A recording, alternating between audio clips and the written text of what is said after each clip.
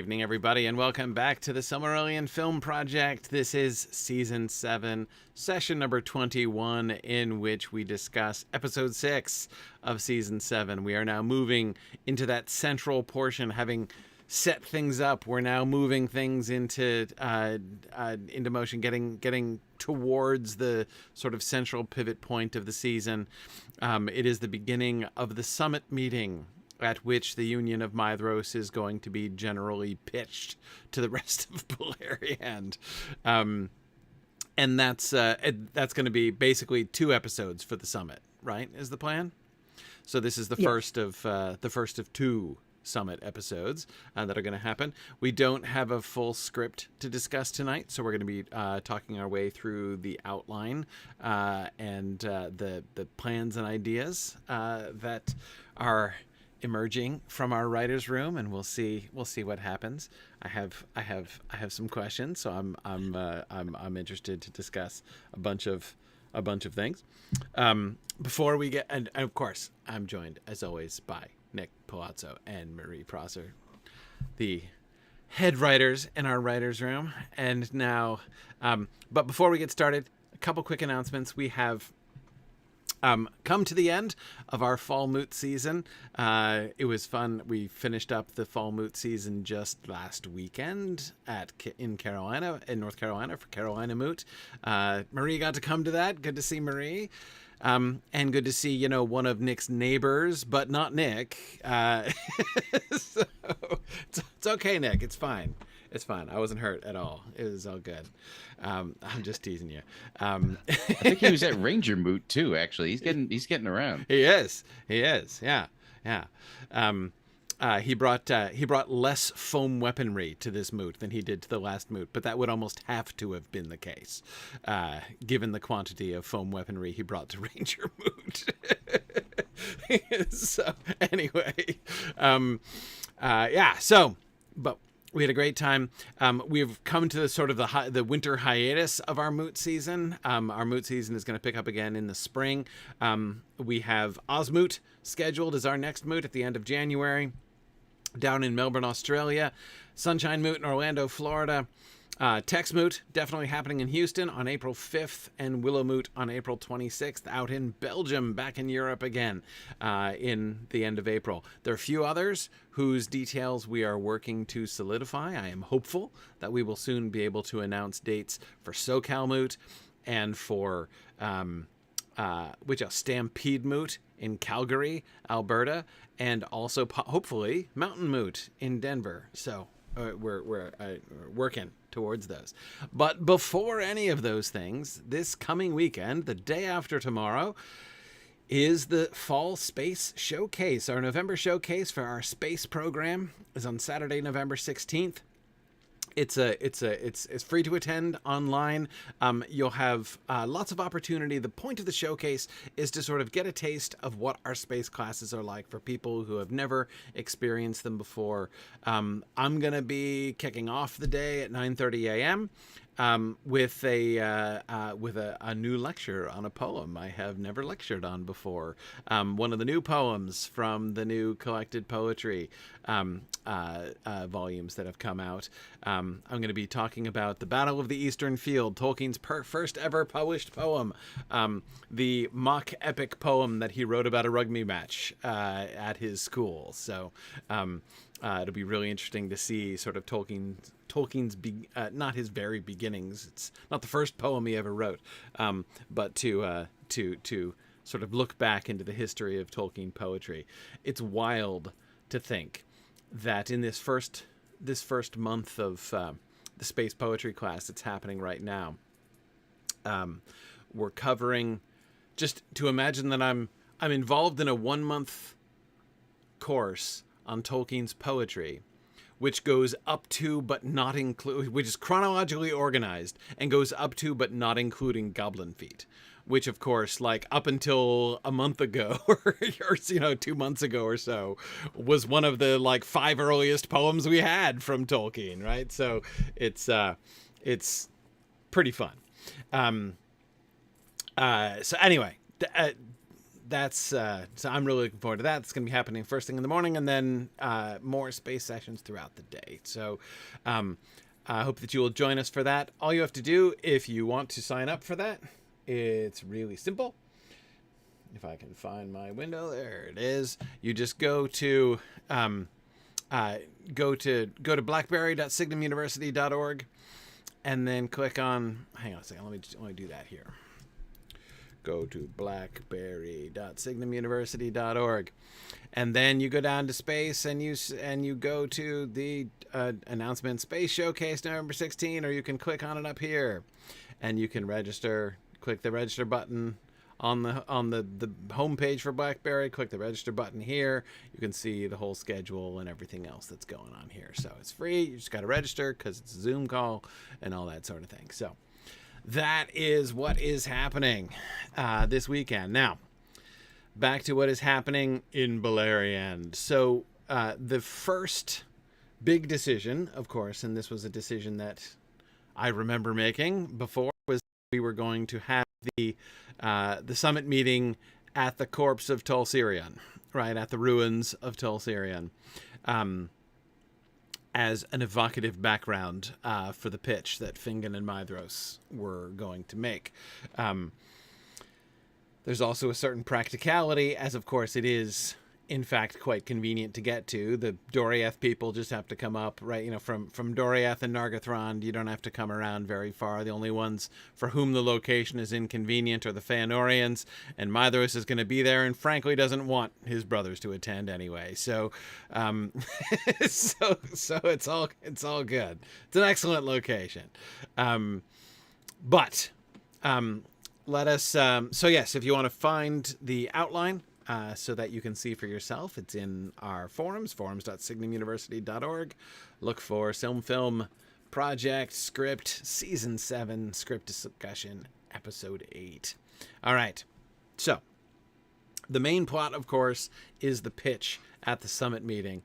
And Oradreth is the big question mark, right? I mean, the two biggest powerhouses that they're ideally trying to recruit are Nargothrond and Doriath, but they have no real illusions that they're going to recruit Doriath successfully, right? Right. I mean, the fact that Doriath has a contingent at the meeting is about as much as could be expected out of this, honestly. Yeah. And therefore, the real question is, can they get Nargothrond to not just to the table, but to commit to the battlefield? Yeah, exactly. And of course, like obviously, Gondolin also not really hoped for. They're not at this meeting, no. Yeah, they're not at the meeting, and So, but I'm thinking about it first in terms of like Fingon and Maedhros' plan. You know, what they're, we call it a summit meeting, and that's in some ways a sort of an apt metaphor, and in some ways, in particular, because of the sort of tensions of, some of the folks who are there, some of the places that are represented are, we're on the brink of war with each other before, so it's in some ways like a summit meeting, but in some ways it's not like a summit meeting either. But so who all gets invites? No one can send an invite to Gondolin for obvious reasons. Doriath is invited, Nargothrond is invited, Círdan is invited, right? So the Havens are invited. The Men of Brethil are invited separately, right? Yes, there's a contingent there for the Men of Brethil and for the Men of Dorloman. Right. Hurin. And so Hurin is coming on his own, essentially, not just like in the entourage of Fingon, essentially. Right. He's representing his own people. Right. And the only ones who aren't invited are everybody in the East. So the dwarves aren't invited to this meeting, and like the elves, the green elves aren't invited either. Yeah. And the Feanorians are represented by simply Maedhros and Amras. There's no other Feanorian contingent at this meeting. Right. Yes. It seems to be one of the strategic points, to keep Feanorian presence down to a minimum. So again, but as I say, of all these, Nargothrond is sort of the critical one, right? If neither Nargothrond nor Doriath comes, then this summit meeting has pretty much been a failure, right? I mean, more or less. Right. So far, Maedhros has been talking about how he can make this work with what he has, but realistically, we know he can't. Like, he does need at least some armies to show up for the plan to work. Right. Right.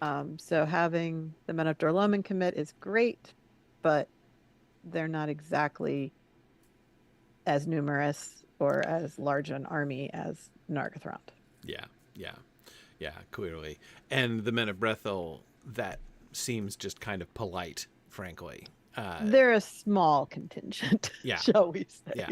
Not going to move the needle an enormous amount when it comes to support on the battlefield. Again, it's not that it's not important, even of a kind of a symbolic importance. But again, it's not like, Maedhros is pinning his strategic hopes on the participation of the Men of Brethil. Exactly. Right.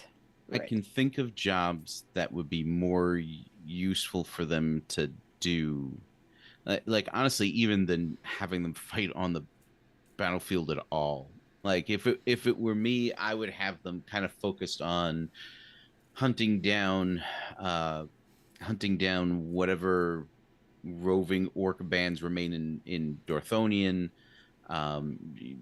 basically to keep the rear right safe. Right. Right. Yeah. Yeah. Which again, assuming you have other large armies you can put on the field, that would make sense. Right. Here in a situation where they need every available person, Right. Right. Yeah, absolutely. Easterlings have not shown up yet. Easterlings have, and they don't even know that they exist. Yes. Right. Right. There's no. This is still the surprise. There is yet to come. Yeah, and honestly, at this point, the commitment level of the dwarves is in question. Like Maedhros has sent messages and messengers to go work with them. He's certainly hoping that will be fruitful, but he can't count on a dwarven army at this point either. Right.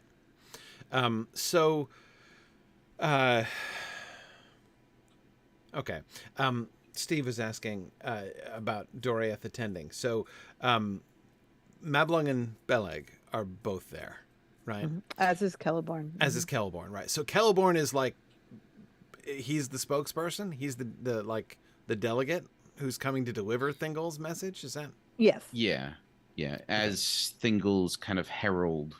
Right. He occupies the position that Elrond does for Gil-galad, essentially. Right. So, later on. Yeah. Okay. So this is what he came to do. Like when he and Galadriel went their separate ways to do their separate jobs, he was like, I got to go back. I got to help Thingol. Right. Mm-hmm. Right. And so the contingent from Doriath is not opposed to the message that Fingon and Maedhros are pitching. Like they are interested. It's that there's maybe a little too much baggage attached to it to do anything. And Thingol's message is basically, thanks, but I'm not going to get involved in this one. Right. So I want to go back a step. Thingol, I mean, as Steve was asking this, is like, he's asking if Doriath was showing opposition to the plan by not showing up. What are we imagining Thingol's actual state of mind about this to be? Is the polite refusal that is coming through, is that like Celeborn a lot? Was Thingol saying, like, not only no, but heck no, and I'm not even sending delegates, and Celeborn's like, why don't I go and talk to him and let's be polite? Or is Thingol, like, where is Thingol exactly? That's a fair question. I think the idea is that the different peoples of Southern Beleriand are not actively enemies with each other at this moment. And this summit meeting is about their actual enemy in the north. So at the very least, Thingol wants to know what these guys are up to and what they're doing. Right. So he has an interest in keeping himself informed by sending delegates to the meeting, even if they're like, we want nothing to do with this. At least they know what's on the table now. Okay. And at this point, the audience hasn't really heard much about what's on the table either. So the idea of Thingol wanting information should at least make some level of sense. Okay. As for Thingol's attitude towards certain elves who are Feanorian, yes, that's very well established, and he is very much in the heck no side of things. So it was never on the table that he would join Maedhros's union. Right. Right. That he was going to ally himself with the Feanorians. Yeah. He's not even really on the table to join Fingon's army, right? So yes, there's a very strong opposition current there, and the fact that it's being put so diplomatically, I think we can credit Celeborn with that. And Beleg and Mablung show up based on conversations that I remember us having before. I would think that in part is because they actually have interest in this, right? Or, you know, and I mean interest in the casual sense, not that they have some kind of stake in it, but that they are interested. They're curious about it. Right. Yeah. They've been involved with all the border guard situations. They were heavily involved in the hunt for Luthien and what happened when Tolsirian fell. So they've been active in the area and involved in all of this. Yes. So if something new is going to happen, again, they'd want to know about it. Right. And also, yeah, they're kind of interested. This sounds interesting. What are you guys up to? Yeah. Well, I mean, both of them. So, I mean, especially Beleg being the one of the bounders, like one of the people who has always been focused on the frontiers and is less, Beleg is always the one on the boundary facing outwards, right, from Doriath. And so that he is going to have a more urgent sense. The sense one gets from stories about Thingol, in as much as there are stories about Thingol through this section of time, through this period of time, suggests that he's just almost not quite as cut off from the rest of the world as Turgon is, but that he's inside his bubble. He feels that he and his people are safe inside his bubble, and that he's not really gonna bother himself much with anything that's going on outside his bubble. He is particularly insular, and that's something that, is not going to be overcome in any of this. Yeah. But whereas definitely Beleg, and even to an extent Mablung, are less insular in their outlooks than Beleg, very much so. And, right. And Beleg has a relationship with the people of Brethil. And so, so he just has things going on outside the boundaries of the Girdle of Melian. Right. So in that way, he is going to be a little bit more invested in, and in touch with the need. So I would imagine when Maedhros and Fingon start talking about why it's important for them to do this, it's going to strike a kind of a chord with Beleg that it would not strike, for instance, with Thingol. Right. And even Mablung,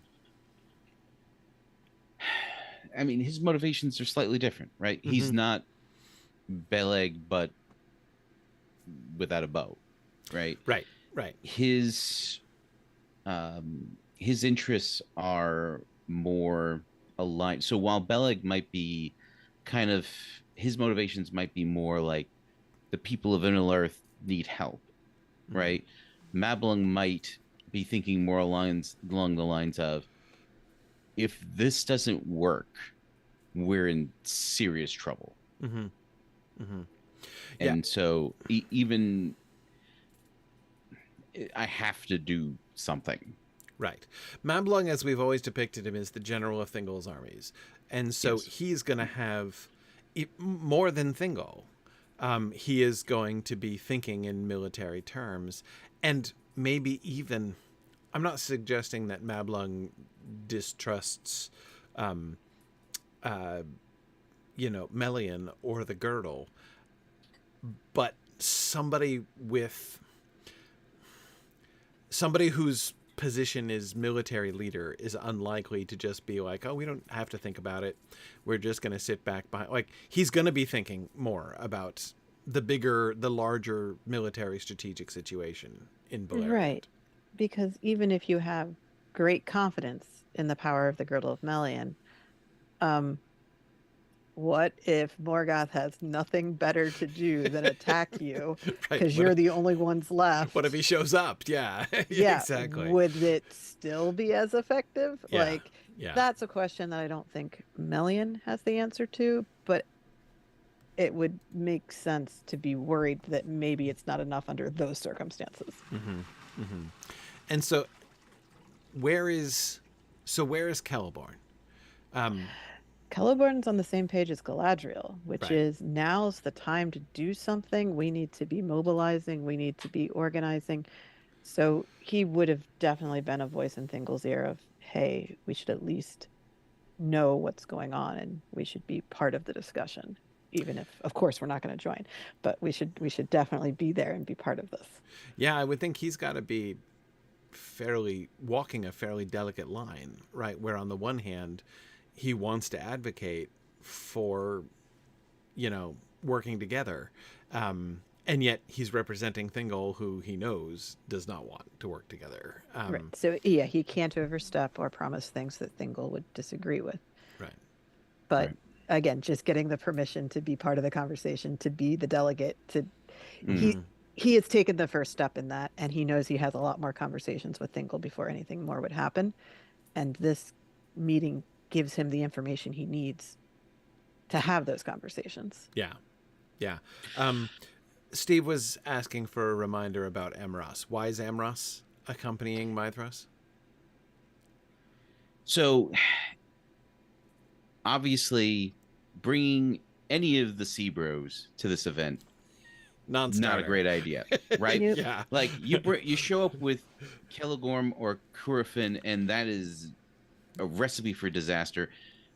Caranthir could not be trusted to keep his mouth shut. Yeah. When the opportunity arises to lord it over somebody. If there were no bad blood, it would be a bad idea to bring Caranthir. Right. You could bring Maglor, but Maglor has kind of become his Castellan. Right. Taking care of Heimring whenever he's not there. At least he can trust Maglor not to do anything. Right. And to maybe be able to help keep the Seabros in line. Yeah. Wow. Yeah, well, Maedhros is Maedhros gone. gave each of his brothers a task before he left, and Right. the task he gave Amros was come with. Yeah. Yes. So Amros was with him when he pitched the idea to Fingon, and presumably Maedhros hasn't gone back home yet. He's been Right. hanging out in West Beleriand for a few years. So if he's it's still been there. it's been several years since episode 5. Right. 3 Yes. years. 4 about years. 3 years, roughly. Yeah. Turin's age because- plus 9 months is how long it's been since the end of the last episode. Indeed. Yeah. Yeah. And Turin's about a 3-year-old Right. running around, getting in trouble. But yeah, so Amros would still just be tagging along for the same reason he was there in episode 2. Right. Okay.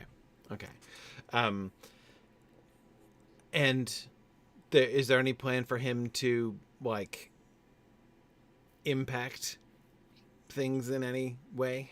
No. Okay. His main role was his interaction with Fingon back in episode 2. Right. So he's just part of the entourage at this point. Okay. Okay. So But so from our point of view, what he's doing as a role is right.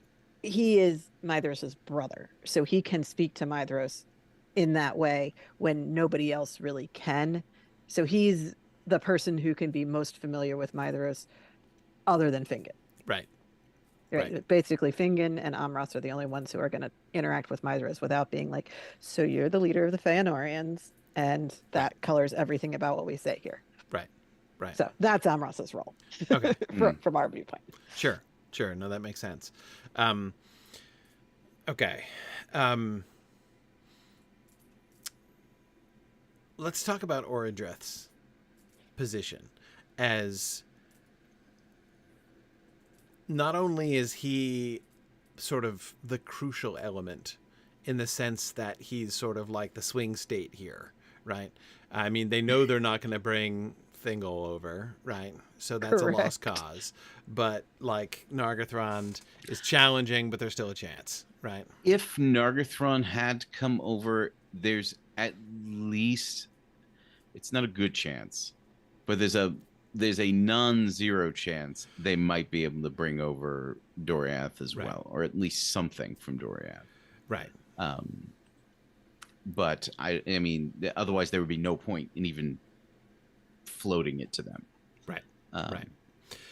So, but, so yeah. not only is Orodreth therefore the central figure in terms of the outcome of the summit, like where the focus of the discussion is, but also he's the most sort of, his is the most emotionally fraught position as well, like generally fraught, politically fraught. Again, you could say Doriath is politically fraught, but Doriath is so politically fraught it's irrelevant, right? You know, whereas Orodreth again is kind of in that middle ground. Again, it's the difference between old news and something much more recent.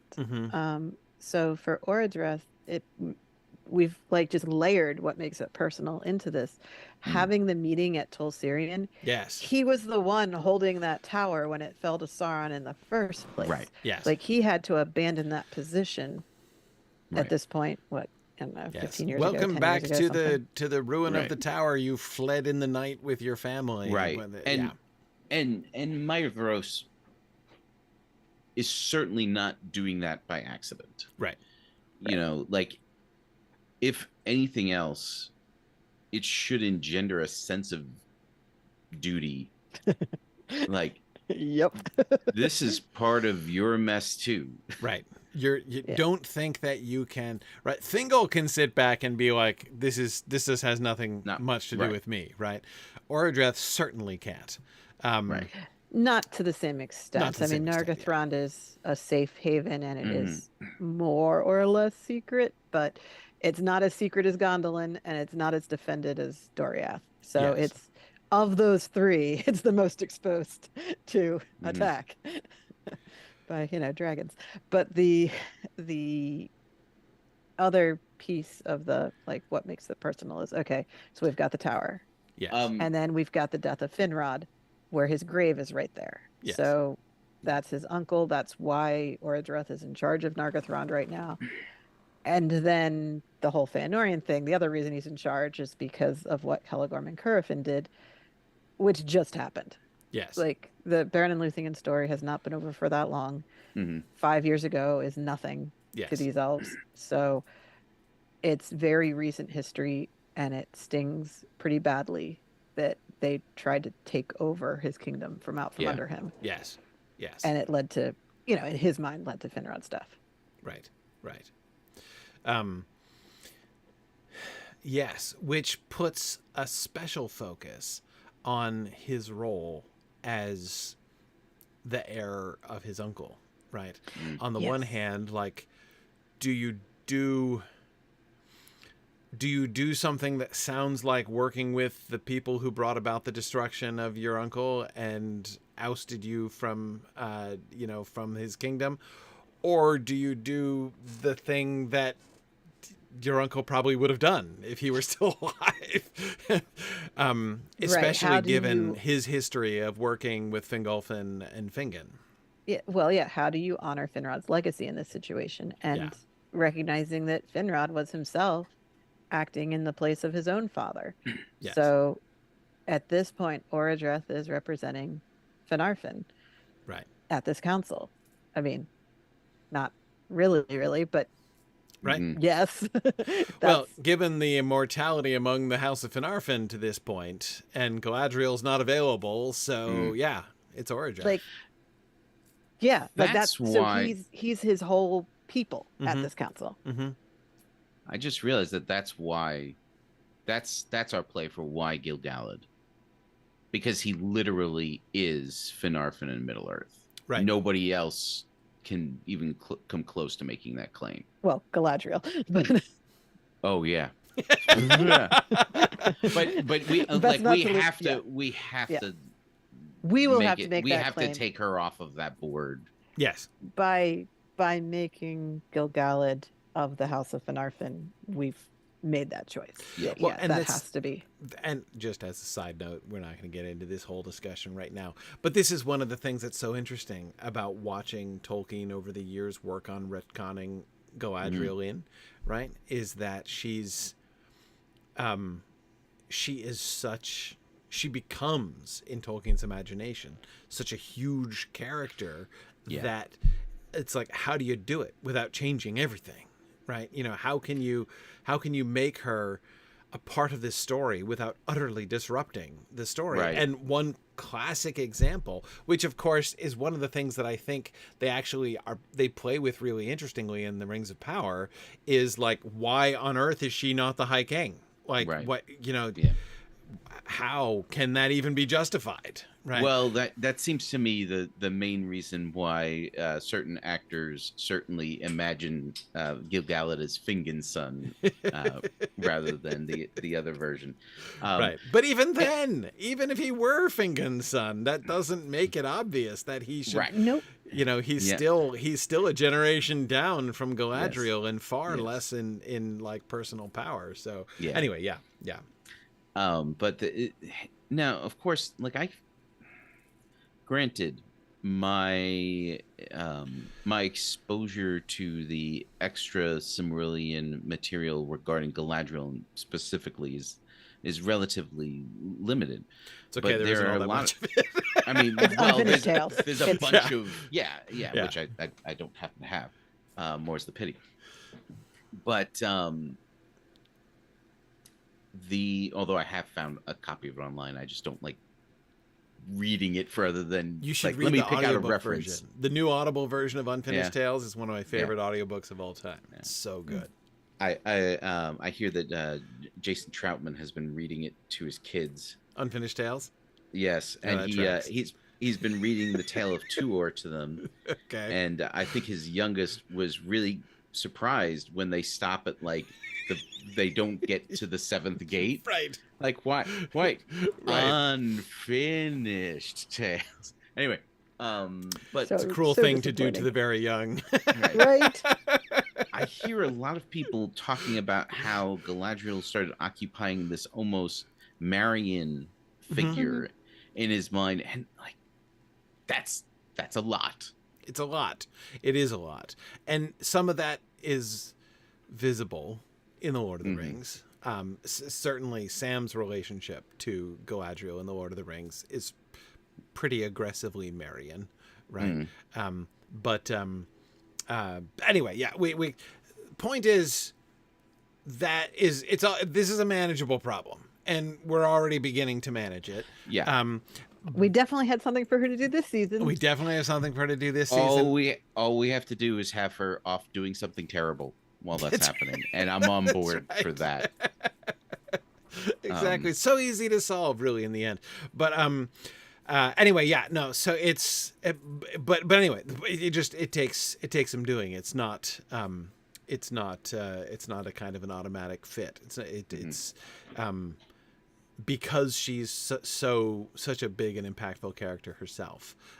It's hard to just slip her in around the margins of the stories. Right. But anyway, right. So Orodreth, that's what we're talking about. Orodreth, representing Finarfin. A character that's so hard to work around. Right. Though we've one of the things that here's one of the things that I am interested in how we deal with Orodreth here. Because this is, let's see, if we think about it, we will have had 4 phases of Orodreth's character in our story, right? Phase 1 was the young Orodreth, the representative of the new generation, getting married to a Cinda here in Middle Earth, right? He was like the younger generation of the Noldor. He was like the stand-in for the younger generation of the Noldor. All the way up through his marriage and through the Tolsirian experience, essentially, right? Then we got phase 2, which was the Nargothrond, Kelgorm and Curufin situation, right? The Orodreth kind of backs into rulership of the whole thing, right? Him beginning to have to, so I mean, that it starts a sort of a new chapter in Orodreth's career. The last chapter is going to be in Nargothrond when Turin comes. Now, this is between those. This is the transition, right? This is the third between those two things. When he was awkwardly becoming established as ruler in Nargothrond, very awkwardly. I don't mean by us. I mean by circumstances. It's a super awkward way to become king of Nargothrond, the way that he did. Like, I'm sort of the heir, except now I'm deposed, and now I'm reasserting heirdom again. Anyway, it's weird. What we're doing, I think, crucially, in this episode, in these episodes, perhaps I should say, at the summit here, is setting up Orodreth's character for later, right? We're going to spend a good deal of time with Orodreth, or at least in Nargothrond, under Orodreth, later, during the Turin story. Sure. That will culminate in his own, that is Orodreth's own death. And Orodreth, it is easy to read the Silmarillion and draw the conclusion that Orodreth is an enormous wuss. Like, that he is the weakest of all kings of the elves.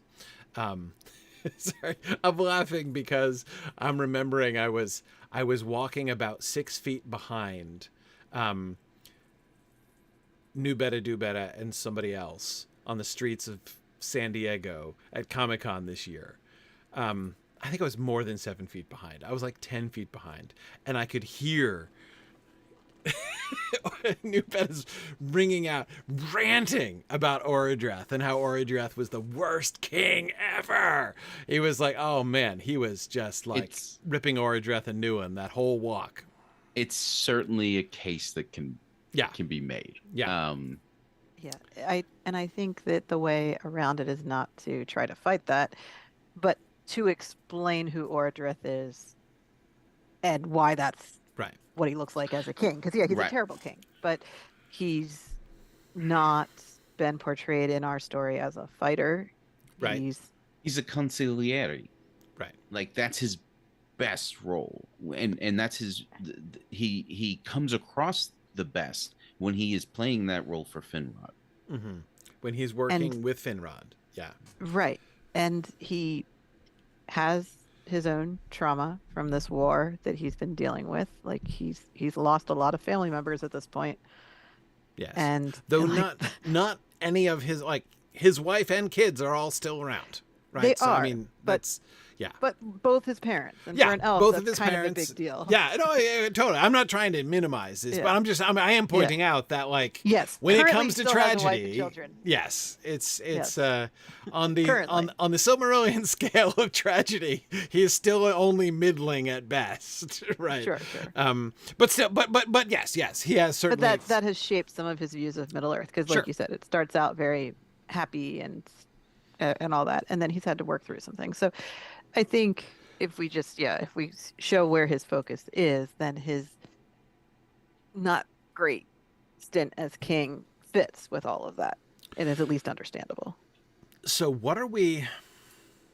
do we have a plan for what we're shooting for with Orodreth? Like, what later with Turin? Like, how much are we going to want to lean into the weakness? Or do we plan to kind of recast that in any way? Do we have a plan to recover Orodreth, or are we just going to let him be a wimp? So Vaguely I think wimpy. what we're setting up here is the way he handles Gwyndor shows how he's going to handle Turin. I see. And basically, he makes a decision. Gwyndor says, I don't wanna. And Orodreth says, okay, you go do your thing then. He just lets him. You take responsibility for that. Yeah. Right. And so your blood is not on my hands. That's a little hard. But I was not thinking of Pilate when I read that scene, but that's what's going to happen with Turin, is that when there's disagreement, he's going to let Turin have his way and do his thing. So having him cave to Gwyndor at the end of this episode was kind of important for setting up the whole Turin situation. Yeah. What does Orodreth think he's doing when he's giving in to people? I ask this because when people who are in authority let the people over whom they are supposed to be in authority walk all over them, they can do this for various reasons, right? I mean, usually, sometimes it might be like, apathy or whatever, but often when that happens, the person in question, the person in authority, believes they're accomplishing something. Like, for instance, someone who is who in fact doesn't stand up to anybody because they're very, very conflict averse and afraid of conflict will feel that they're keeping the peace, right? Right. And that is a good end to achieve, to keep the peace. I don't think Orodreth thinks he's keeping the peace by letting Gwyndor go to war. Right, exactly. So that doesn't fit. But there are other. But again, there are other kinds of rationales, right? Yeah, and I don't think he's completely conflict averse. So I think that what he is doing is one of those elvish, like, well, I can't tell you what you should do. You should decide what you should do. Things, which is fine when you're not the leader. Right. So he's taking his personal philosophy and letting it play out a little bit in his leadership role in a way that might cause problems later. So the problem that he has, so our Orodreth character is a weak leader because he has a problem with authority. He has a problem with subverting free will to the point where it actually does detriment. Like, he's moving so far away from the Valinor impulse that, like, he's the further extreme of it almost. Right. So it's because he is committed to. So again, in this actually, that profiles really well, Nick, with what you were saying about someone who would make a good advisor but a bad leader. Yes. Right? Somebody whose focus is always on. It's just like if you. These are the options. Right. These are the options, and also, like, it's one thing to have an advisor who says to the person in charge, hey, be really careful about stepping on people's toes. Like, you don't want to, like, force people into doing things. You got to let people follow their own, their own, to make their own choices. Like, don't strong arm everybody. That is a good thing to be reminded of when you're the leader. But a leader who just acts like that is not going to do very much, right? Is not going to actually lead. Is not going to, because you in fact, especially, and a war situation, a military situation is one in which, like, yes, you have to give commands now. That's what really that must happen, right? This isn't a time when you can't just have a vote, right? And let everybody. It's not even a vote, right? Because voting implies that the people in the minority still have to go along with the majority, right? It's worse than that. It's like, everybody do whatever it is that you want to do, right? So I'm deciding that we shouldn't go, but Gwendor, if you want to go, it's fine. You can go. So, I'm not going to stop any of I think that we shouldn't go, but I'm not going to stop any of my people from going. And it's like, well, then you're not actually leading your people in this direction at all. Right. Right. And I think he wouldn't have done it necessarily for just anybody in his group. Sure. He's doing this for Gwendor in particular, who has demonstrated some leadership up to this point, and he trusts Gwendor to make a good choice, I guess.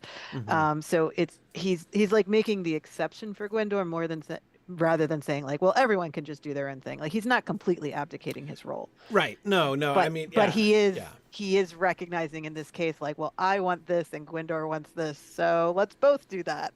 Right. Which is not really maybe what we want to come out of a council meeting. So his weakness as a leader is not that fearful kind of conflict averse sort of weakness as a leader. I don't see that for him. Mm-hmm. I like that. That's the hardest kind of weakness.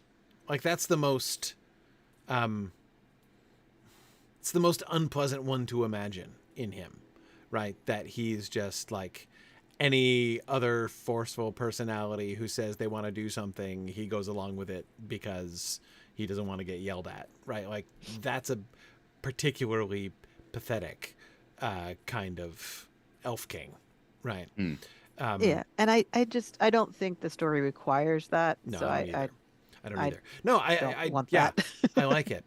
And as I say, I think it fits.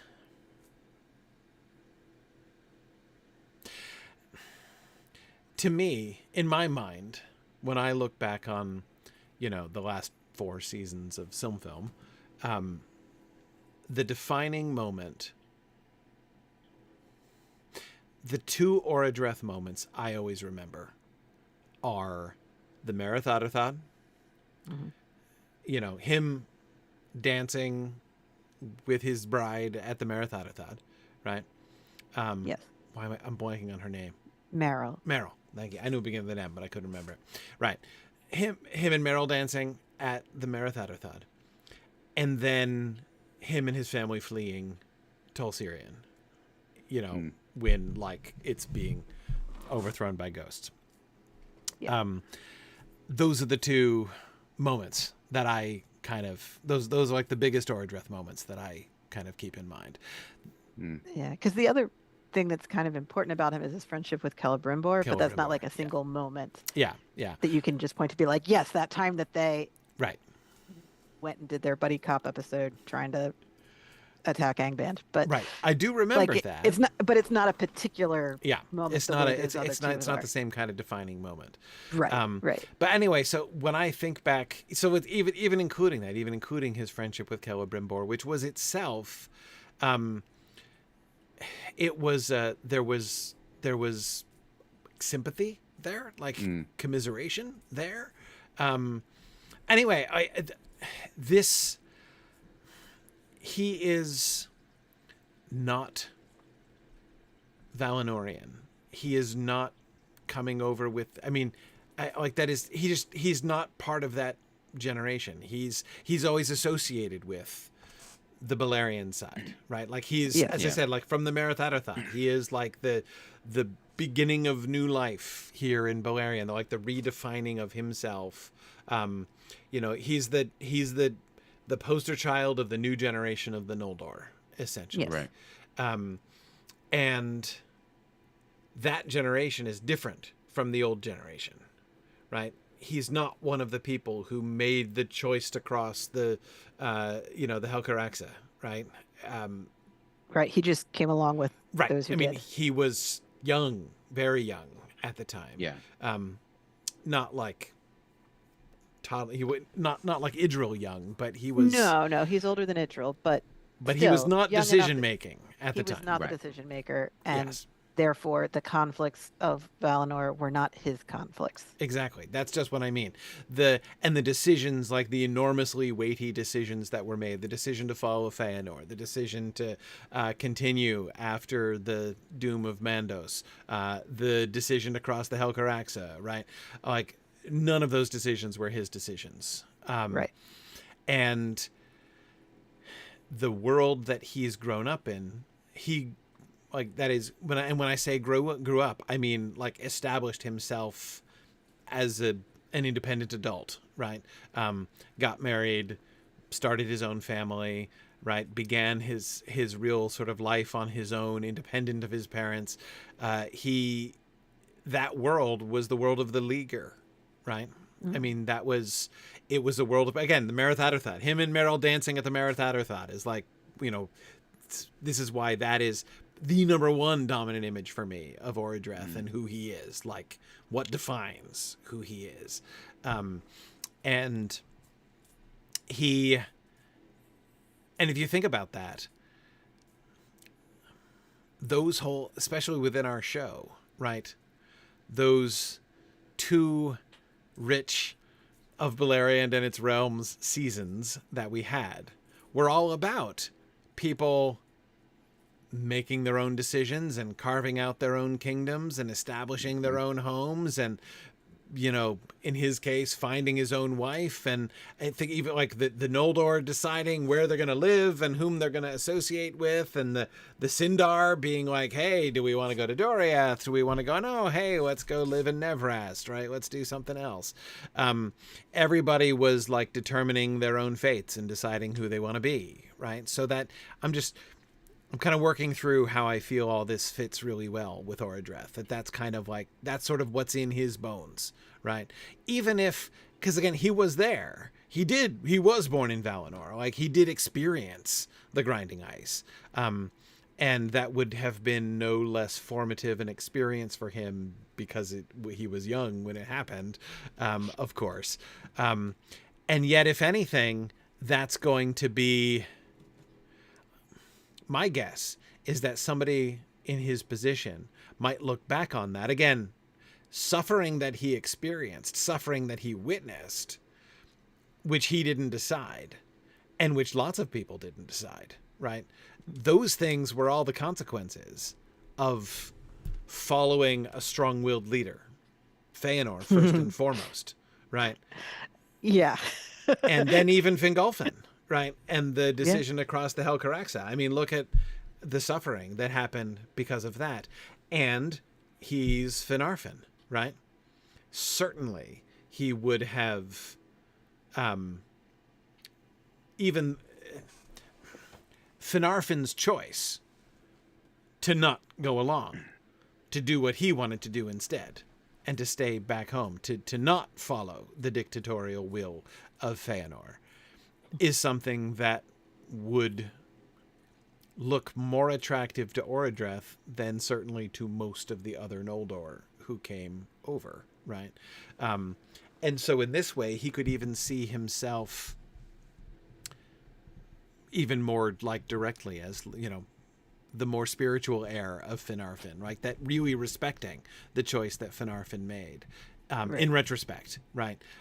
Not that he's going to, you know, diss his own parents for the choices that they made in not going along and in following Feanor and then Fingolfin, but at the end of the day, quietly, you know, he has doubts about whether that was wise. And anyway, so I was kind of fleshing this out. I think that this all seems to me, does it seem to track with you, Nick? Yeah. Okay. Yeah, absolutely. So yeah, no, I like how this sets him up, because there's wisdom in this, right? There's wisdom in his questioning of the assertion of authority, right, and the following of authority, like the blind, blind or not, the unquestioning following of authority. He may have been somewhat uncomfortable with the amount of love with which Finrod was regarded. That's really like he may have seen that he was certainly worthy of, you know, a worthy ruler, to be sure, but certainly the thing with bringing men into Nargothrond didn't seem to be a great idea. It seemed to be a not great idea on the level that bringing the Elves to Valinor may not have been a capital G great idea. Right. Yeah. So that's two examples that he would be in his consideration as he was thinking through, how do I rule this place? Yeah.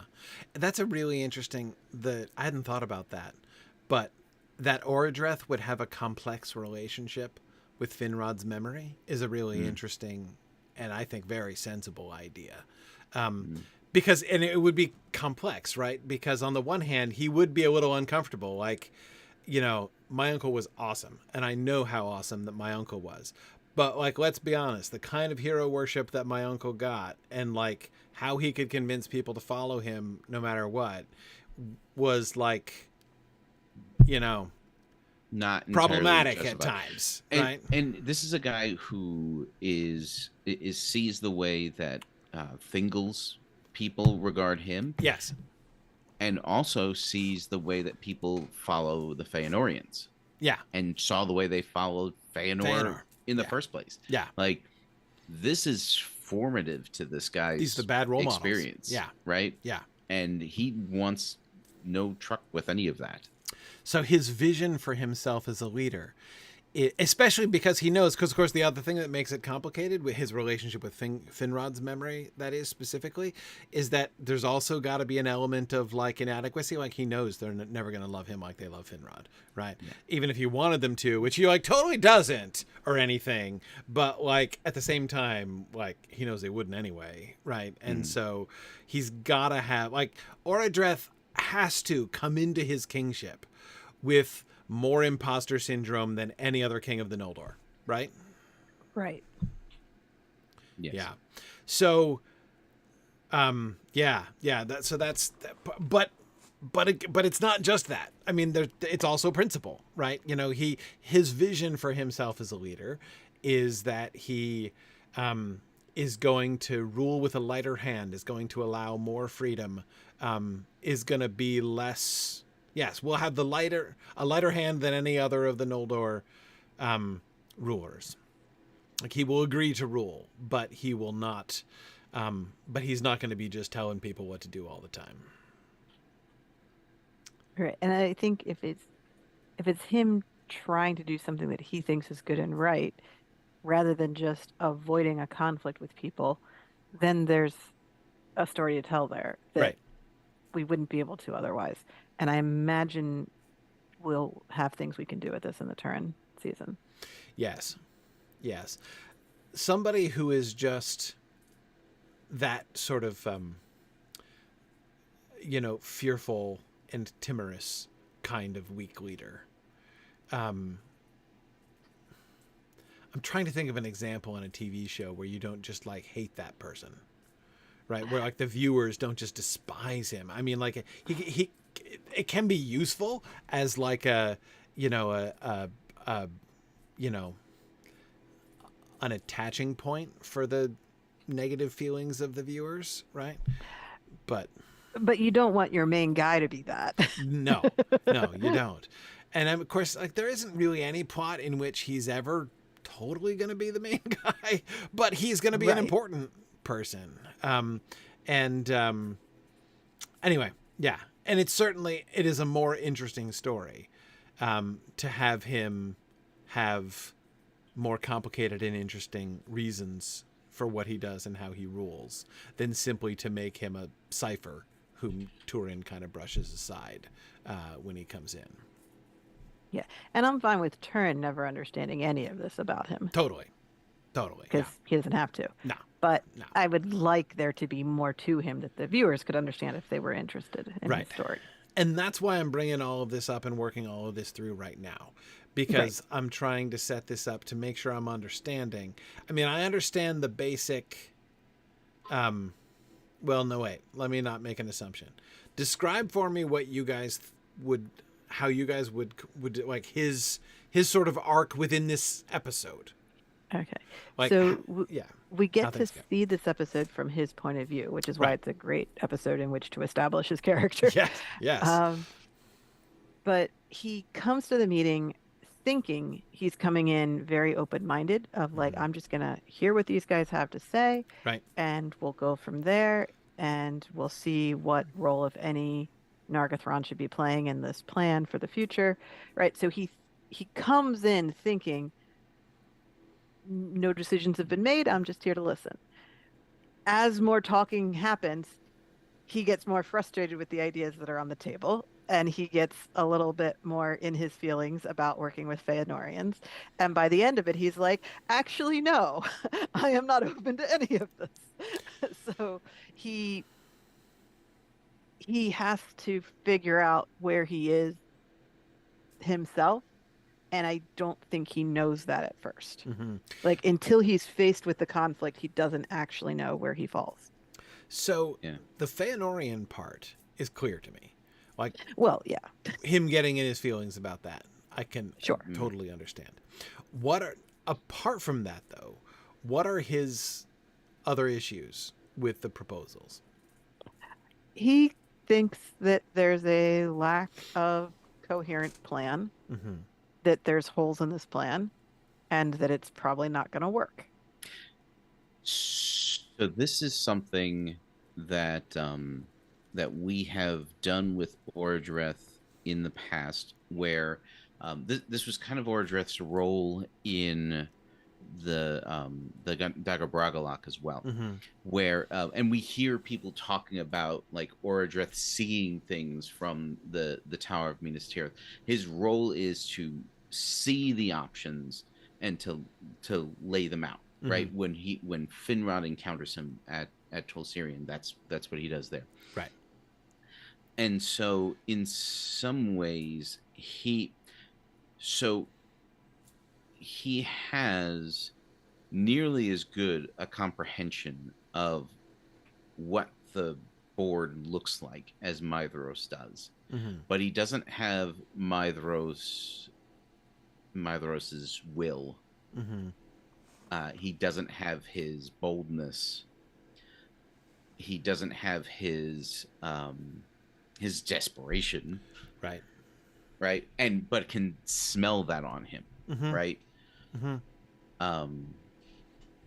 Like, you're up to something. I can't quite put my finger on what it is. Right. But you're definitely like, there's something smells bad here. Okay. So how accurate is Orodreth's assessment of like the Feanor? I don't mean political assessment of them and their motivations. Military. I mean, like, military assessment. Like when he's assessing the situation and calculating on his own what their odds of success are, how accurate do we think his assessment of that is? I would say that he is close to correctly calculating the risk. I think his view of that risk is different than is Maedhros. He's in a completely different position than Maedhros. Maedhros has to get this done. Yeah.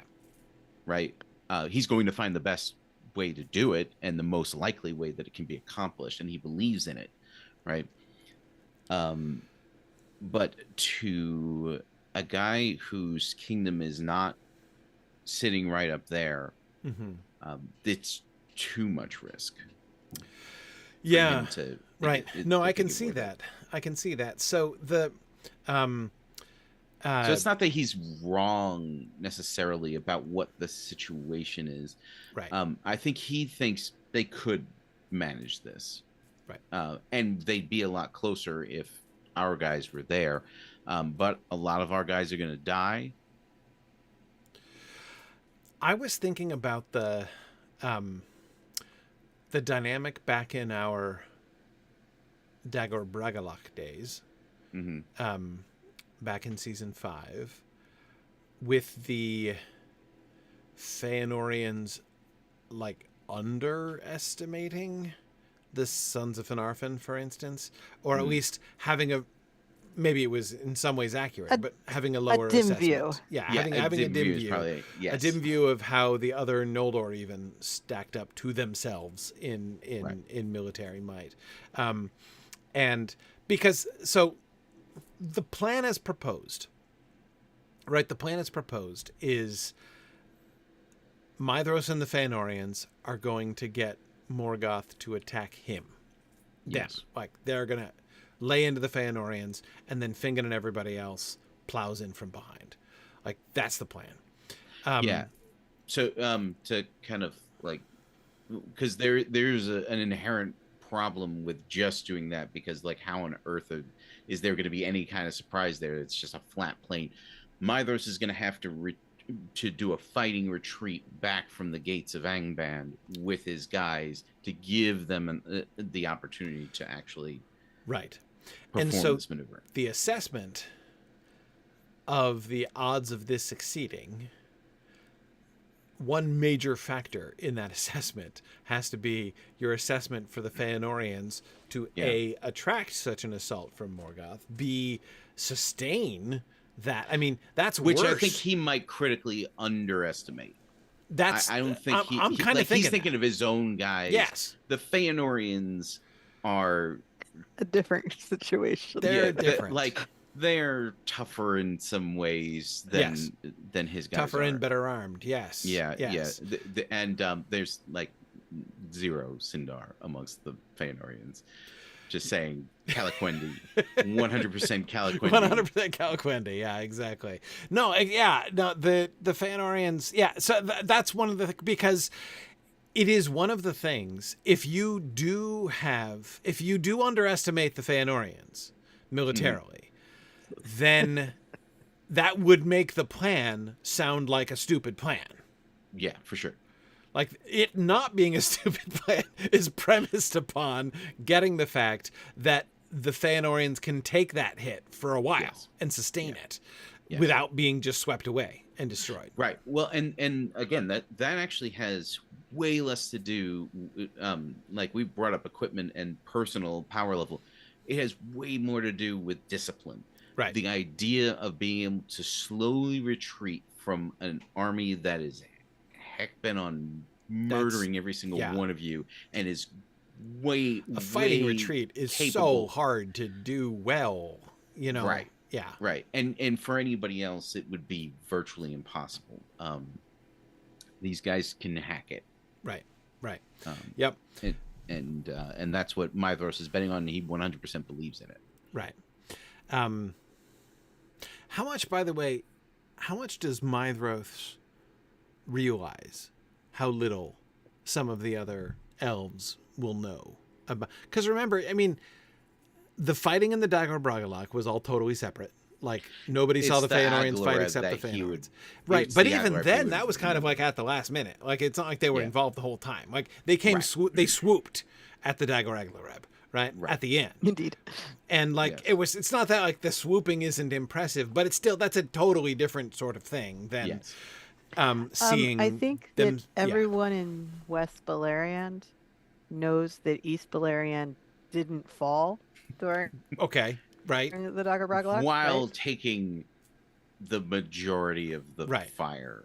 Right. They were attacked by the majority of the armies and the dragon, and they're still around. There's a certain street cred from that. I agree. Right. So I think there's at least an inkling, a vague sense amongst everyone, if not a total that understanding. This reputation is based on something. Right. But again, reputation in this kind of setting where everyone's immortal, like, I don't know how that works. Like, the Feanorians were training for warfare in Valinor. Right. Nobody else was. Right. Being as how it was Valinor. Right. Right. So it's just that they're different. Yeah, they're different. They're different. They're the way that people imagine the mythic Spartans. Right. Yeah. Right. Mm-hmm. And it's not for no reason that we have used a lot of Greek, lot of Greek tones when we've described the way that they engage in battle. Yes. Yes. They feel very Greek with a little bit of like Byzantine cataphracts thrown in for good measure. Right. Right. Like two of the most deadly heavy infantry and cavalry in history. Mm-hmm. And that's the Feanorians for sure. Mm-hmm. Mm-hmm. Right. Right. So you're saying they're like Macedonian infantry and Byzantine cavalry? Yes. Right. Yeah. Gotcha. Sure. Yeah. Yeah. Yeah. Okay. Yeah. Yeah. So, all right. Anyway, sorry. This is all in service to my trying to understand Orodreth, Yes. and understanding his understanding. He's of the things. primary protagonist. So He's a primary protagonist. That's fine. So it's worth taking time trying to understand what's going on with him. So there will be a kind of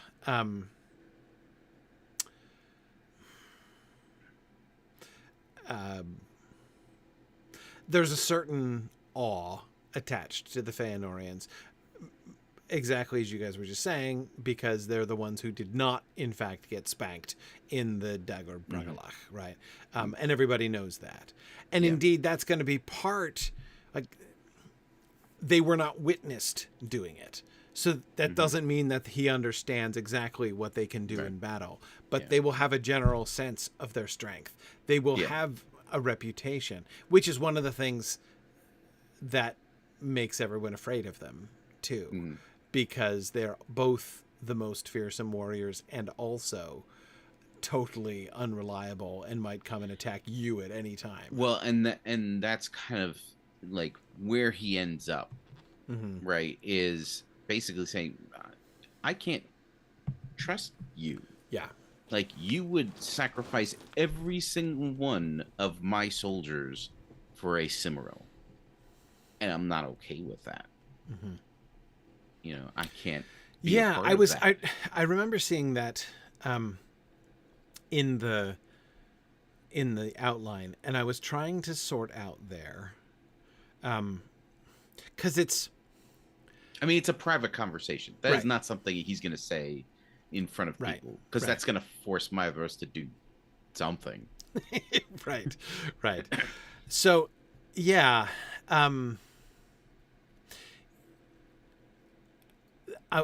This is, as I say, when I was reading the outline, I was trying to sort out, like, the balance among Orodreth's uncertain assessment of the battle plan, his active distrust of, like, Kelgorm and Curufin, right? And resentment. Well, not more than distrust. I will say resentment of the Feanorians. Yeah. And well, there's a personal resentment. There's a professional distrust. Right. I think is probably fair. But then that third element that I wanted to make sure, I want to talk about a little more to make sure I understood. Because of course it sounds, on the one hand, it sounds a little bit counterintuitive to say, I distrust, I don't feel confident going into battle with you because your commitment to this cause is too great. Extreme. Yeah. Yes. Exactly. That seems counterintuitive. Like, I think I get it, but it seems counterintuitive, right? And I want to make sure I see how he's getting himself into that place. Yeah. Well, he has some of the Feanorian troops in Nargothrond because all of Kelgorm and Curufin's men got left behind when they left. Yeah. So he's at least familiar with these guys post the last few battles. And when you say, I don't trust the situation, what you mean is, if you reach the point at which a normal person would be saying, hey, maybe we should, like, retreat now. Yeah. You're not trusting these guys to do that and say, instead, we're all going to stay and fight to a man because that's the only thing we can do. Yeah. Yeah. He doesn't want to be in, like, Longstreet's position at Gettysburg. Right. Understood. So he's like, I don't believe that I could follow the orders of someone whom I can't trust to be rational in their decision making, and the oath means you might not be rational in your decision making. Right. I've seen evidence of that firsthand. Yeah. And I've talked to the guys who have, like, lived under your influence, inside your bubble, for centuries now. And it's weird. Yes, Yeah. it's an uncomfortable place. Those guys are spending a lot of time in therapy right now. Exactly. I was just imagining that. I was just imagining like the life of the ex-Feanorians. It's putting a drain on our mental health staff. Exactly. Look. But no, I mean, I imagine Orodreth they is do good have single payer health care in Nargothrond though, so this is probably okay. So Orodreth is very good friends with Celebrimbor. Right. And Right. Celebrimbor is that younger generation. So just like Orodreth wasn't part of all the stuff in Valinor, Celebrimbor knew Feanor. Yep. And he was there for everything, but he was not a decision maker for any of the stuff, and he never swore the oath. Right. So Orodreth likes the Celebrimbor version of Feanorians. Yeah. He's not as cool with the other version. Yeah. Right. The older generation. The old school Feanorians are a bit much for him. Right. Right. If he wasn't crazy about the intensity with which Finrod's people followed him, the intensity with which Maedhros' people follow him, and with which Maedhros is willing to use that fanaticism, that's going to be pretty scary. Right. Right. No, that makes a lot of sense. Now, Maedhros, of course, counters with, hey, I get it, but that's okay, because you're going to be serving under Fingon, actually. That's better, right? And yeah.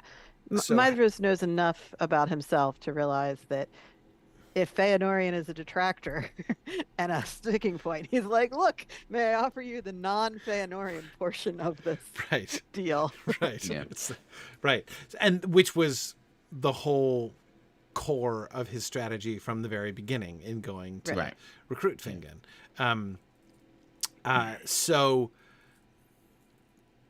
But there's a certain poisonous tree bears poisonous fruit thing here. Like, and if I align myself with you in this way,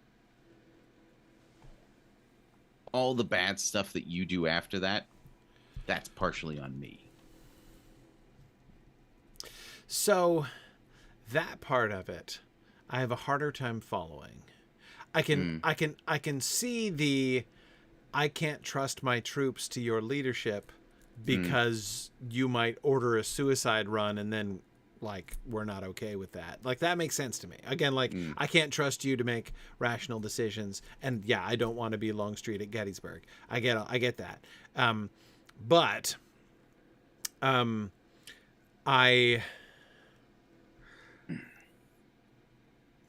what happens after, right? I mean, I think he perceives the second kinslaying in a way. So surely nobody understands better than he how likely that is to happen, right? I mean, he knows even if they win. Yeah, right. Sure. Because I mean, he was there when Caligorm and Curufin were like getting ready to enter a war with Doriath. And also he saw that Doriath was willing to get into a war with him when he had nothing to do with it. Yes. Right? Like they sent troops to his door. Yes. So like Maedhros is kind of the opinion that if they win, Thingol's like the pressure's going to be too great. Thingol's going to have to give up the Cimmeria. He's not gonna be able to hold on to it. Like even politically, it would be impossible. I think Orodreth is like, that's not something I'm gonna hang my hat on. So, but okay. Gil-galad is his son is the ambassador to Thingol. Right. Like he knows Thingol. You're not going to pressure Thingol into giving up a Cimmeria. Yes. I absolutely can be, especially because of Gil-galad's role in this. I can absolutely see that Orodreth is sitting here saying, second kinslaying, like Feanorians attack Doriath and or vice versa, is like it's a done deal. Sooner rather than, sooner or later, that's totally going to happen. Right? I absolutely can see that he would say that. But, I mean, doesn't that happen one way or the other? Like, what does winning have to do with that? Yeah, but if he's part of it, he's signed off on it. Well, I don't know. I mean, not necessarily. Like, he's signing off on defeating Morgoth and his armies. By doing that, he's not exactly enabling the Feanorians. I mean, again, if they don't attack Morgoth, Feanorians are going to attack Doriath anyway. So, like, I don't see the aftermath. I don't see how the aftermath is like contingent upon their success in that way. Let me put it this way. Okay, let's theoretically, the Near-Ninth doesn't happen. Union of Maedhros doesn't happen. The Feanorians are now compelled by their oath to march on Doriath. Yeah, and are now fighting the armies of Doriath, Fingon's army, Nargothrond. Like, it's still messy. It's still messy, but that's what Maedhros is now up against if he tries to take the Silmaril from Thingol by force. Versus if the Near-Ninth does happen, either they lose and all of these elves are demolished, including the armies of Nargothrond and Thingol, or they win, and now Maedhros is now threatening Thingol, and now they're right back here, right where they now have to turn on somebody, right? Yeah, the armies of Nargothrond. But that doesn't make that his fault any more than the current tension is his fault. And he could turn against them at that point. It's not like it would make sense if basically like he was saying, let's make Maedhros emperor or something, right? And give him He also authority. might be afraid that might happen. Conceivably. That's the only way that culpability really kind of makes sense. Now, first of all, I'm not saying we can't have him come to a conclusion which might not, in fact, make perfect sense. Be correct. It's okay. Yeah. But we're depicting him as a smart guy. We kind of want him to. Like his thing is, if his thing is seeing options and being wise and thinking things through, just not being forthright in a strong leadership, then yeah, he probably shouldn't make dumb mistakes. But anyway, yes, the only way it would make sense to me is if basically, like, by agreeing to the Union, they were all saying like, yes, we're all gonna like swear a little oath that we will like follow Maedhros and do what he says, and then he would be bound, he would be culpable, right? If Maedhros then abuses the power that he has helped to give him. Right. But that's not a guarantee, and certainly could even be guaranteed. Like, he could even ask for it to be guaranteed against. I mean, it's that there'd be no oath to a Feanorian. right. And that I mean, So the part that Maedhros offered was, oh, you don't like Feanorians? No worries, you don't have to follow me. Here's Fingon. How independent is Fingon in all of this? Right. And how much is Fingon not doing exactly what Maedhros wants at this point? So Orodreth has to know that following Fingon doesn't mean he's not following Maedhros. Right. Like, they're a team. One of them is High King. That is just exactly what I was about to say. Yeah. What if his assessment is that essentially, by going along with this, they're all agreeing sort of tacitly. Like, his argument is, de facto, we are making Maedhros the High King. Yes. If the point of the High King, as we decided it was years ago, right? If the point of the High King is to be the central organizer and leader in battle, isn't that what Maedhros is doing? right here. And he can say something to the effect of, like, because we've been presenting Maedhros as being pretty pragmatic. Like he doesn't press the issue of high kingship because Right. there's no value in that. Right. Right. If Orodreth is like, you're willing to tolerate Fingolfin and Fingin as High King for as long, as long as it suits you. Yeah. What about when it doesn't suit you? What about when you want a Cimmeril from Thingol and they're telling you no? Right. Like. And if what he perceives is that, I mean, Maedhros and Fingin aren't. There's no loyalty stronger than your oath. Yeah, exactly. Even to your greatest friend. They're not going to be talking this way, of course. Mm. And Orodreth, needn't say this in public because it would be insulting to Fingin. Right. But if Orodreth's assessment of this is basically, this is Fingin, deposed. Yeah, he's abdicating to he's like unabdicated. He's like giving it back to Maedhros, right? Maedhros gave it to Fingolfin. Fingin is giving it right back. Whether they say it or not, that's what's happened. That's Orodreth is like, that's what I see. That's what I see is Fingin is making Maedhros High King, and that's a dangerous situation. And I think we've been saying through the whole season that's not really true. No. But I think that there are going to be viewers who are going to see it this way, and portraying Orodreth as making this case gives that voice. It allows people who are drawing that conclusion to feel like, that's right. Right. Well, especially since, I mean, it is an inevitable shift in dynamic. Yeah. Fingolfin and Maedhros were about peers, right? Yes. I mean, Fingolfin is a generation ahead, but still, like, the two of them are pretty much seeing eye to eye, and Maedhros gives it over to Fingolfin, right? Yes. Saying that you were the greatest, and he was, but he wasn't like head and shoulders above, right? And that whole time, like with Maedhros and Fingolfin, being like the two potential poles of power, Fingin was like junior dude who was Maedhros' boyhood friend, right?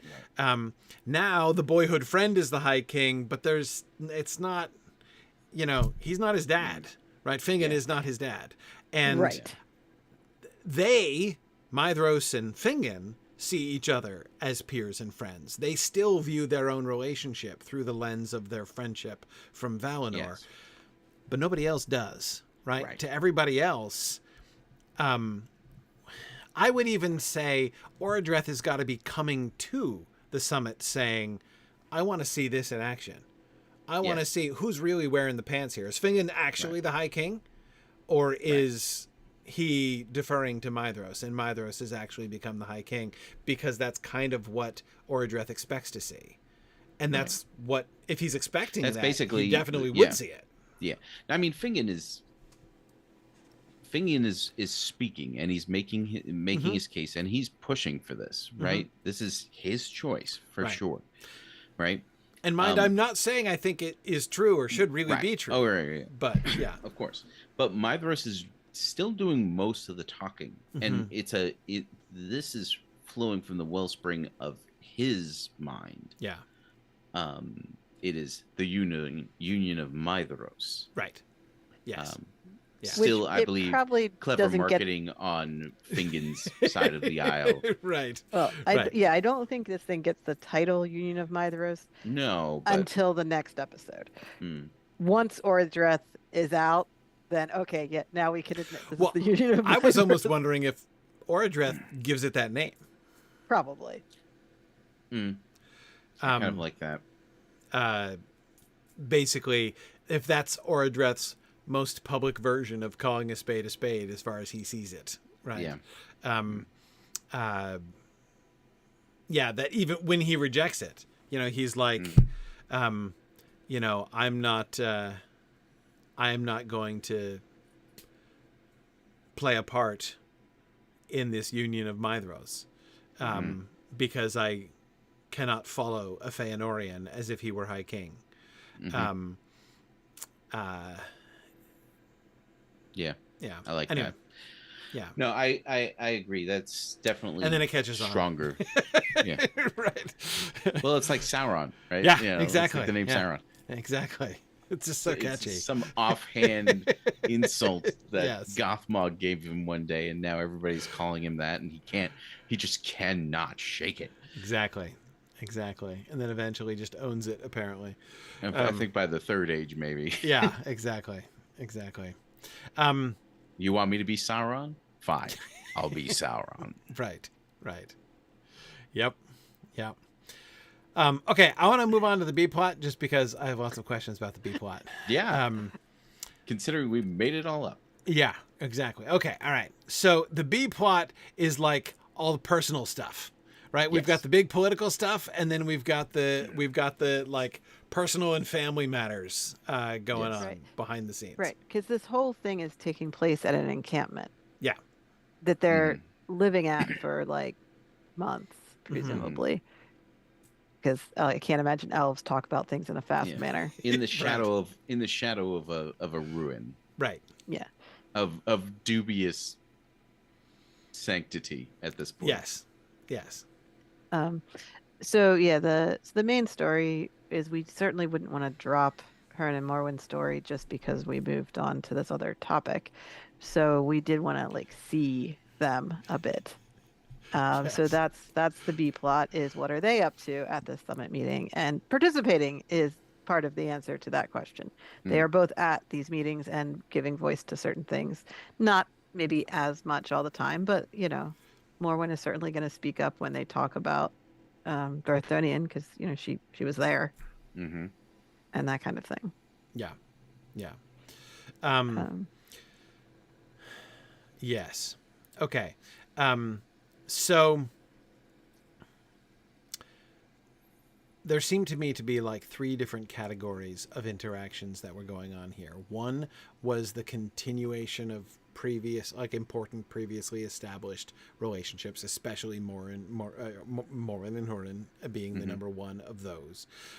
The second category was the refreshment of old relationships that we haven't seen in a long time, like particular Hondir, Hurin, and Hur reuniting, and seeing him and Beldis and their 3 kids.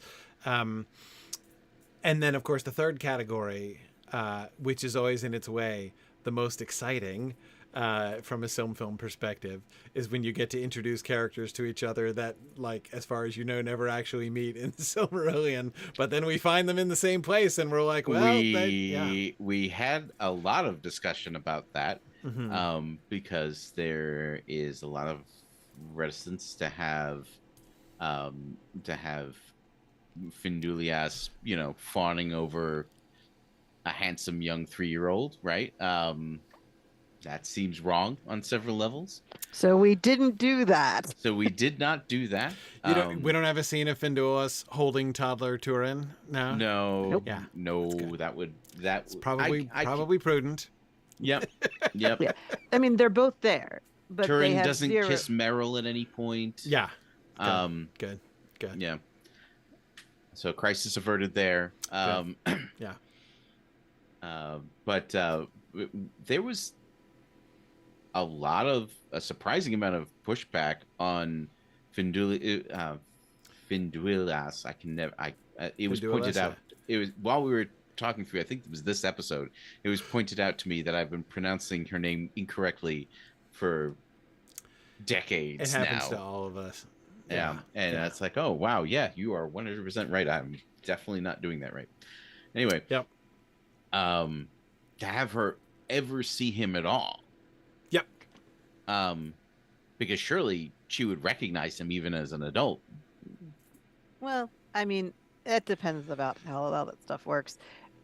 I didn't mind them being in a scene together. What I was avoiding was when Turin sees the elves of Nargothrond for the first time. It was in the entrance in the beginning, and the idea was that the elves are like walking down the road and then like go around the little cart where young Turin is. So like he sees the elves around him, and he was supposed to be like, "Oh wow, elves," and be happy about it, right? Because he's a little kid and he's excited.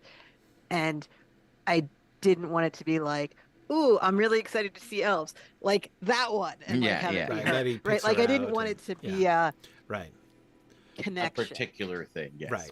Yes. Right. It's So like I didn't mind her destined being in a from scene or early anything like childhood that. kind of dynamic. Yeah. To not ever have anything for real happen between them ever.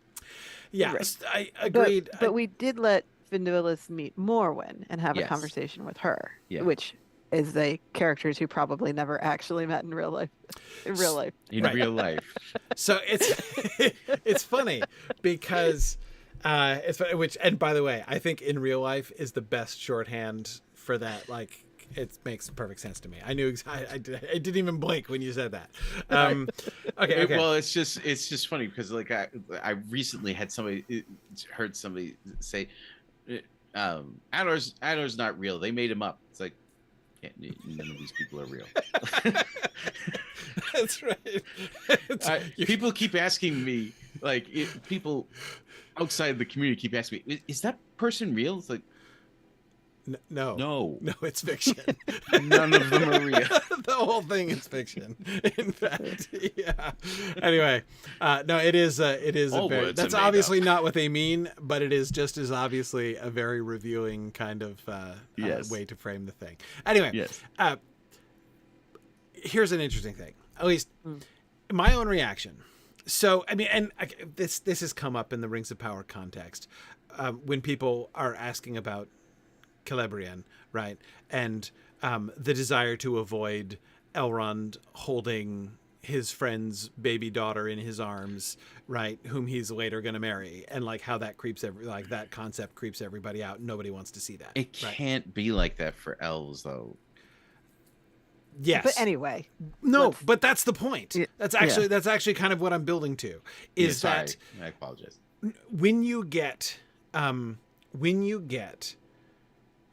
when an elf is falling in love with a mortal, there is no avoiding of every bit of that kind of weirdness. Like, there have to be constant, like, you know what you're getting into. Like, you know for a fact that this person was a toddler last Tuesday from your perspective, right? Yeah. So, like, there is no weird, but I mean, and I agree with you for one thing, Nick. Like, yeah, it cannot be, it is weird when we think about it. I think the reason that creeps us out when we imagine somebody, like the idea that like somebody like an adult man is holding a baby girl in his arms that he's someday going to marry feels really creepy and I'm not denying the creepiness at all. And I'm not trying to argue against it. What I am saying is that's like hashtag mortal problem. Right. Like that is entirely premised upon our own life cycles and our the difference between a 50-year-old and a 30-year-old is vast. The difference between an 800-year-old elf and a 500-year-old elf, even the difference between a 3,500-year-old elf and a 1,500-year-old elf is not great necessarily. It depends. It like depends. Nature of Middle Earth kind of.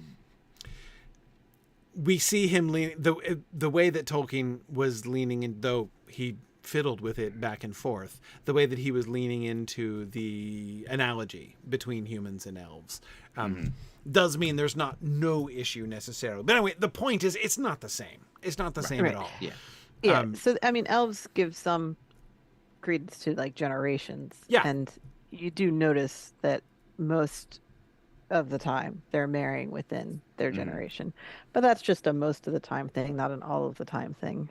I mean, Finwë doesn't do it, but of course he's the classical bad Finwë data is, point. yes, the worst data point in history of elfendom. Yeah. Yes. I mean, and Eöl does it too, but you're right. Yeah, but same. That's hardly an argument against the creepy. So yes. So yeah, and it's hard, of course, because the majority, the percentage of elves whose romantic relationships we know about is such a very small percentage of elves that it's hard even to draw conclusions from them with firmness. But again, going back to the examples of elf mortal relationships that we have,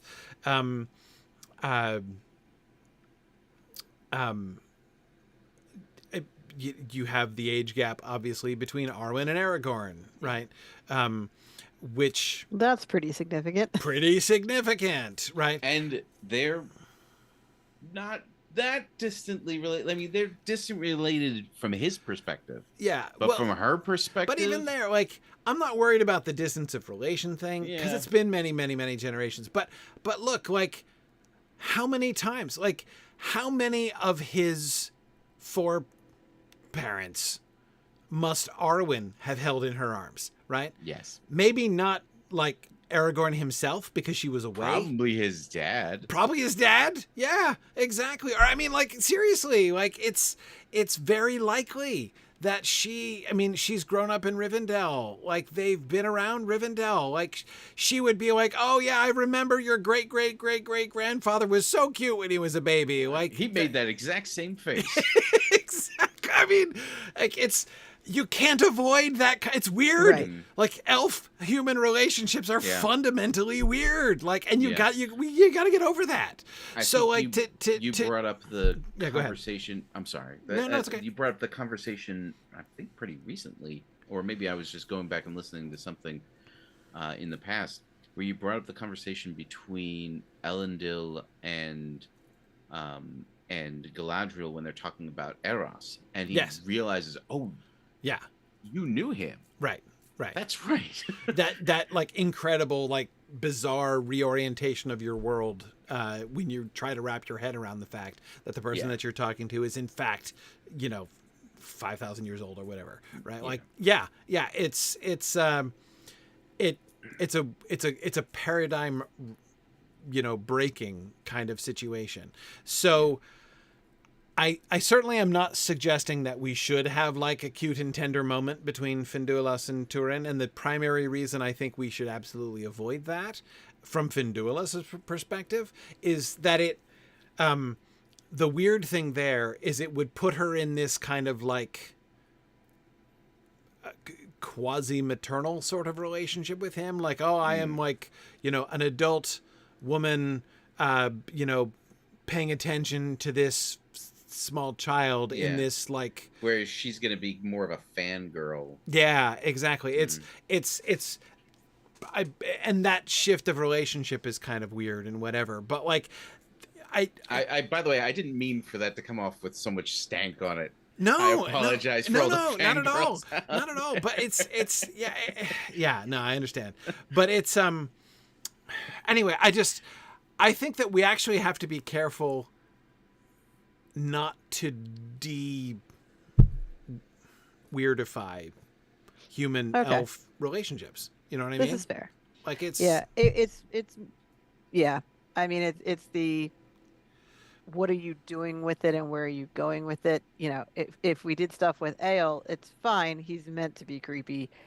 It didn't matter, right? Yeah. And in this case, there's a lot of moving pieces in this episode, and I didn't see the need for those two to really cross paths deliberately.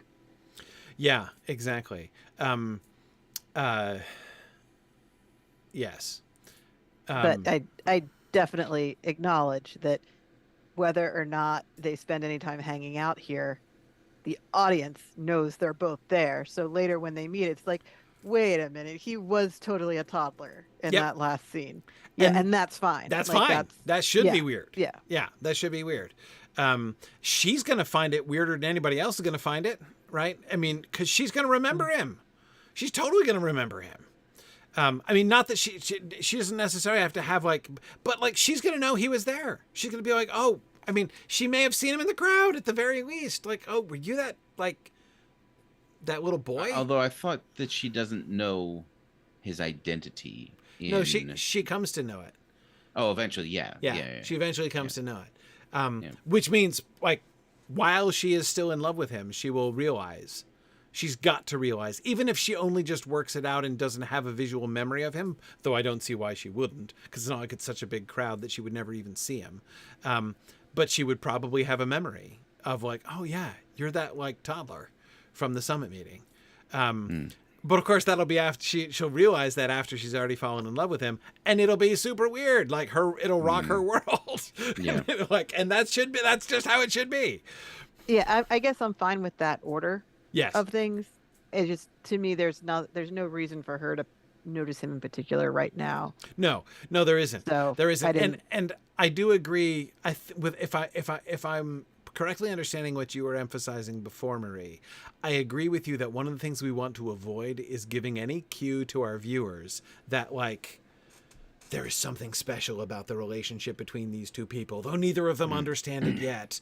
Like, there is some destiny that lies, like, we don't want to you remember that moment, when Tolkien gives that like,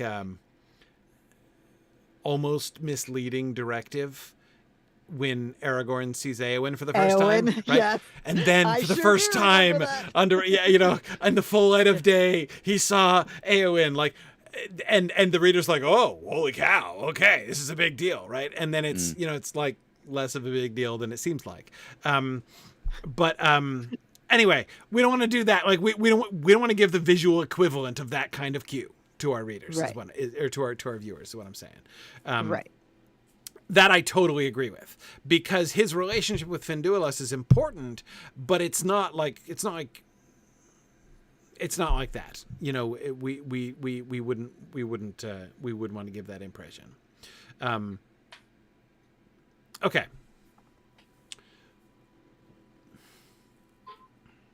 Let's talk a little bit about them back to front from the way that I was just describing. The unexpected meeting of strangers. The primary emphasis was Morwen and Finduilas, I think, was the main, like, two characters that hadn't met that are having an important personal interaction now, like non-political, just private interaction. Mm-hmm. What is your goal with Morwen and Finduilas's conversation? Finduilas needs someone to talk to. She is in a relationship with Gwyndor and has some misgivings about this entire council situation. Mm-hmm. So she needs to be able to voice all that to someone who's not Gwyndor, and she obviously can't be talking to her father about it because we want Orodreth to make decisions for a reason other than his daughter saying, no, Daddy, don't send my boyfriend off to war. Right. Like, that wasn't supposed to be an element of his decision making. Right. So we wanted Morwen to be the sounding board for the, how do you convince the guy to do the thing that they should do? Because we thought both characters had opinions on that topic. Right. By the way, I have to admit, when I first read that phrase in the outline, approaches to changing your partner, I thought it was like exchanging your partner. Oh no! And I was like, no! What? Sorry. I just like stared at it for about 10 seconds, and I'm like, what kind of scandalous conversation's going on here? But okay, got it. Yeah. So there altering your partner is it? Yes. Yeah. Altering your partner's just in the course moment. and choices and things, right? Like, just how do you influence the decisions that your partner is making? Yes. Influence is really what they're talking about. Yes. Exactly. Sorry for the. Though as soon as I picked up on that, it became clear.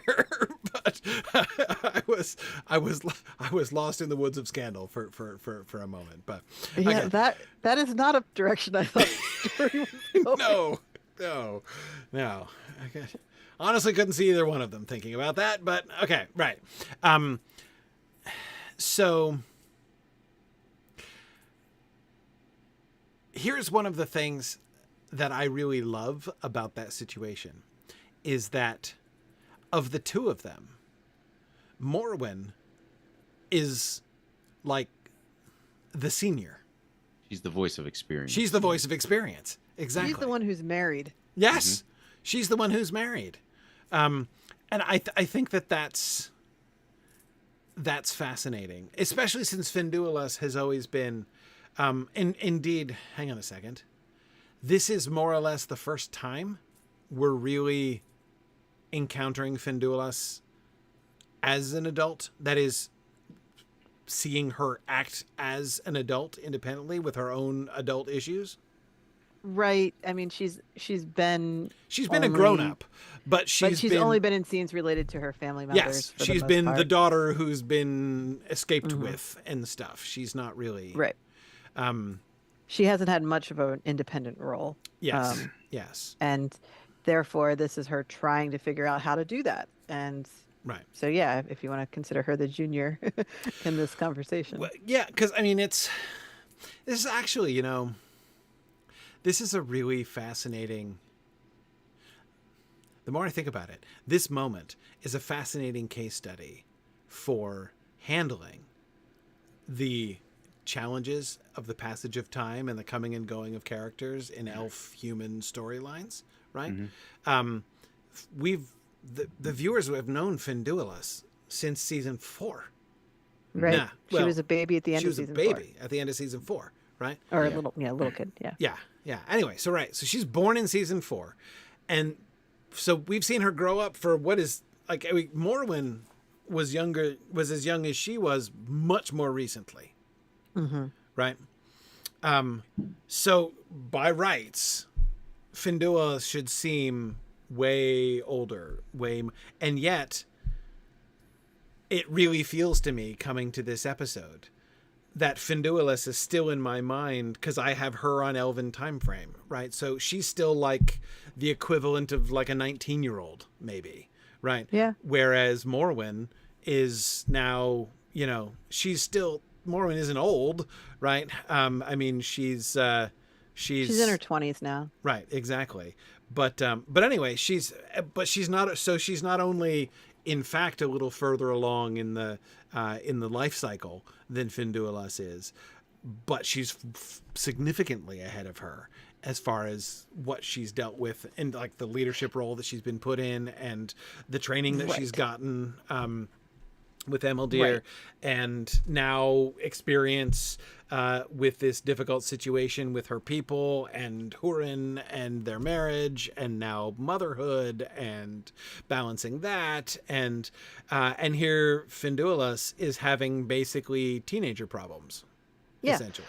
And Finduilas' solution to her problem is, well, do things the way I want you to, or else.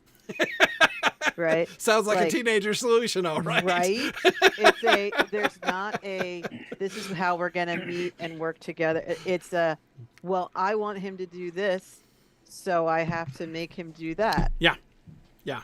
And Morwen's like, okay, so I too would like my husband to do certain things at times, but this is not the way. Right. So let me tell you, where I live, that doesn't work. Right. Yeah. And so, yeah, I was hoping that it would let us see how much Morwen has grown. Yes. From the person who just stood there and let her stumble through this proposal and be like, nah. Right. To now where she knows how to work with him and how to get to places that are a good place. Yeah. So am I right then to think that this conversation essentially boils down to like Morwen sharing her wisdom with Finduilas? Yeah. Right. Yeah. And like with like a fairly naive Finduilas. Cause that's cool. I mean, I love that. Like that is not trivial to accomplish, the way that balance happens. Finduilas isn't going to take the advice. Well, yeah, whatever. Because, Teenager. like most teenagers, Yes. It's really hard exactly. to tell them that you know something that they don't know. Exactly. Yep. It's true. It's true. It's true. You notice, Marie, how I think Nick is like deliberately zoning out whenever we refer to teenagers because he doesn't want to think about it, right? Don't worry. You got a while yet, Nick. It's fine. It's fine. It's easy for you to say, Mr. I have two sons. I don't care what anybody says, it's not the same.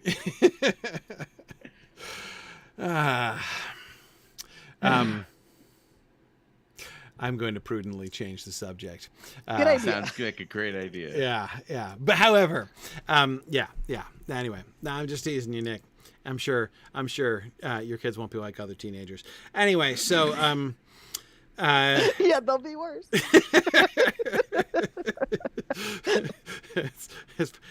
and you got so much time. Like seriously, you don't even have to think about it. You really don't. I mean, we'll be into the second age in film by the time Ness is a teenager, right? Yeah, maybe. Probably hopefully. Not. Well, with any luck, she'll be spending her Friday nights on the script team. So you know. I was gonna. Good luck with it.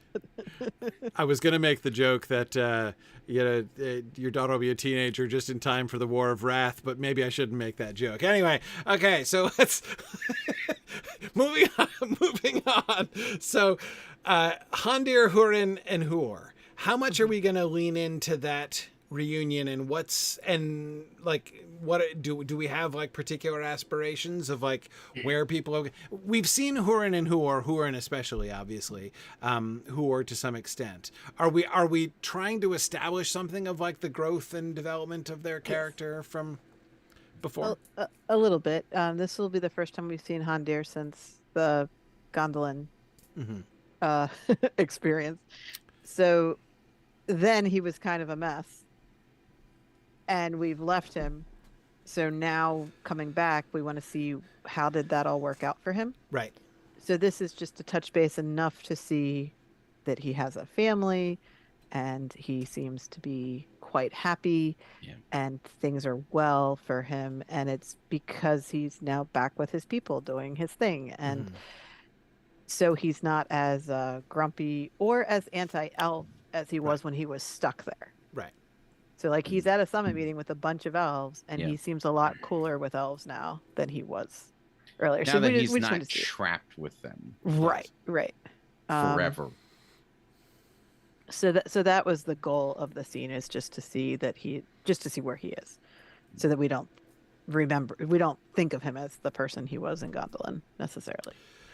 And also that lets the other people in Brethel see what Huor and Hurin are like, and then start being like, oh, so that's what that's all about. Like, this is an elf thing. Because whatever Hondir, like, he probably came back a mess. Right. And it probably took a while for him to get to this nice, happy place. So seeing him interact with his cousins, it's like, okay, that's what was going on there. Because they...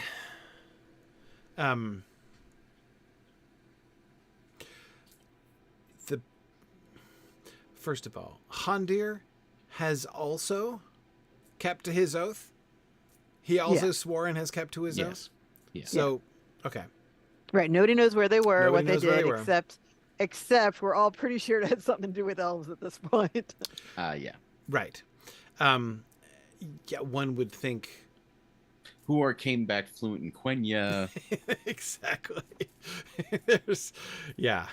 Something happened. There's some clues as to where they were. Yes. Does this ever come up during the summit meeting? Does anybody have conversations with one of like with Huor? We are going to spend more time with them next episode. This episode focuses a lot on Oradreth, so that it kind of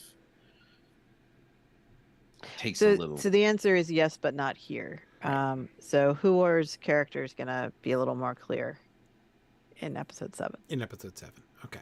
Yeah. Okay. But yes, that's the idea, is that people would notice, oh, wait, okay, yes, you're quite at home among these elves, aren't you? Right. I mean, and I presume that, certainly the lords of the Noldor aren't going to be any more like rude and nosy and pressing him to break his oath than Galdor was, right, once he understood the situation. But at the same time, it's hard to imagine it wouldn't come up at all, right? Well, from the elves' point of view, Huor and Hurin are just humans who are good at talking to elves.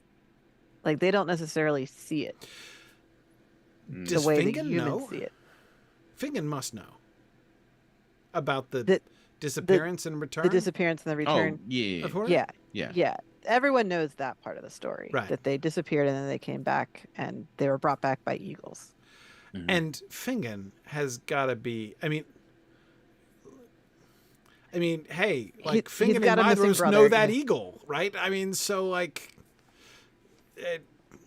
they've got to be. I mean, the curiosity of the elves, the curiosity of the leaders of the Noldor, has got to be of a very different sort than the curiosity of the other humans to know where they were and to hear about it. I mean, Fingen's gotta have a shrewd idea.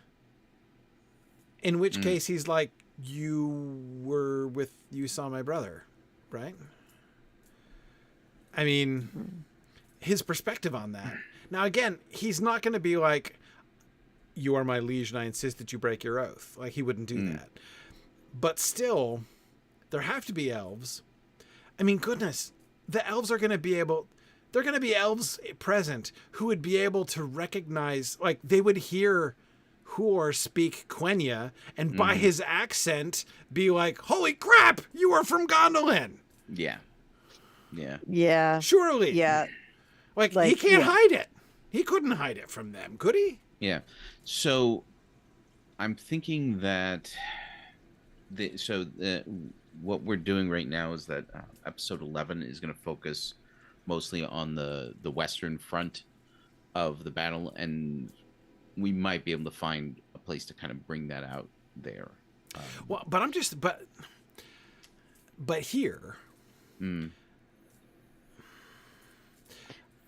Yeah, if it's noticed, someone has to remark on it, even if they're not going to confront him about it.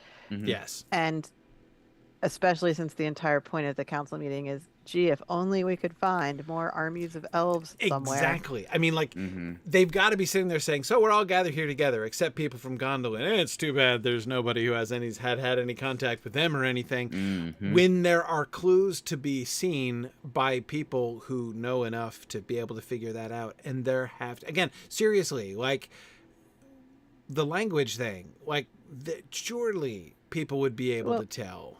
Right? If he's going around talking Quenya. But wouldn't I he? mean- Come on, this is Huor. Finally, Yeah, I know. among elves, like, he's not going to not speak Quenya to a bunch of Noldor when he's finally back in the Noldor place again. Like, why would he not? Why would he not? He wouldn't even know enough to not to, for that reason. mean, Like, I don't think it would occur to him. Thingol's ban is still in place. And That's true. there are elves from Doriath at this That's meeting. true. That's So true. there's probably not a lot of Quenya happening. That's true. I mean, the Fëanorians never gave up Quenya. No. He'll have his opportunities Right. to speak it. Yeah. And that would be interesting if it were someone like Amras who noticed. Yeah. Like, oh, Huh. you sound like Turgan. You sound like Turgan. Yeah, exactly. Yeah, this sounds like, there's because, I mean, look, I mean, this is like Tolkien's whole thing, right? With like the history of the Silmarillion stories, right? Like, you got to know that the Quenya of Gondolin, like the language of the Gondolindrim, because of the way in which the Sindar and the Noldor were more mixed in that place than anywhere else, is going to have developed some interesting quirks and compromises in it, right? Like, that you could tell. True. Like, surely. Which nobody else would know yet because they haven't been hanging out with Gondolin.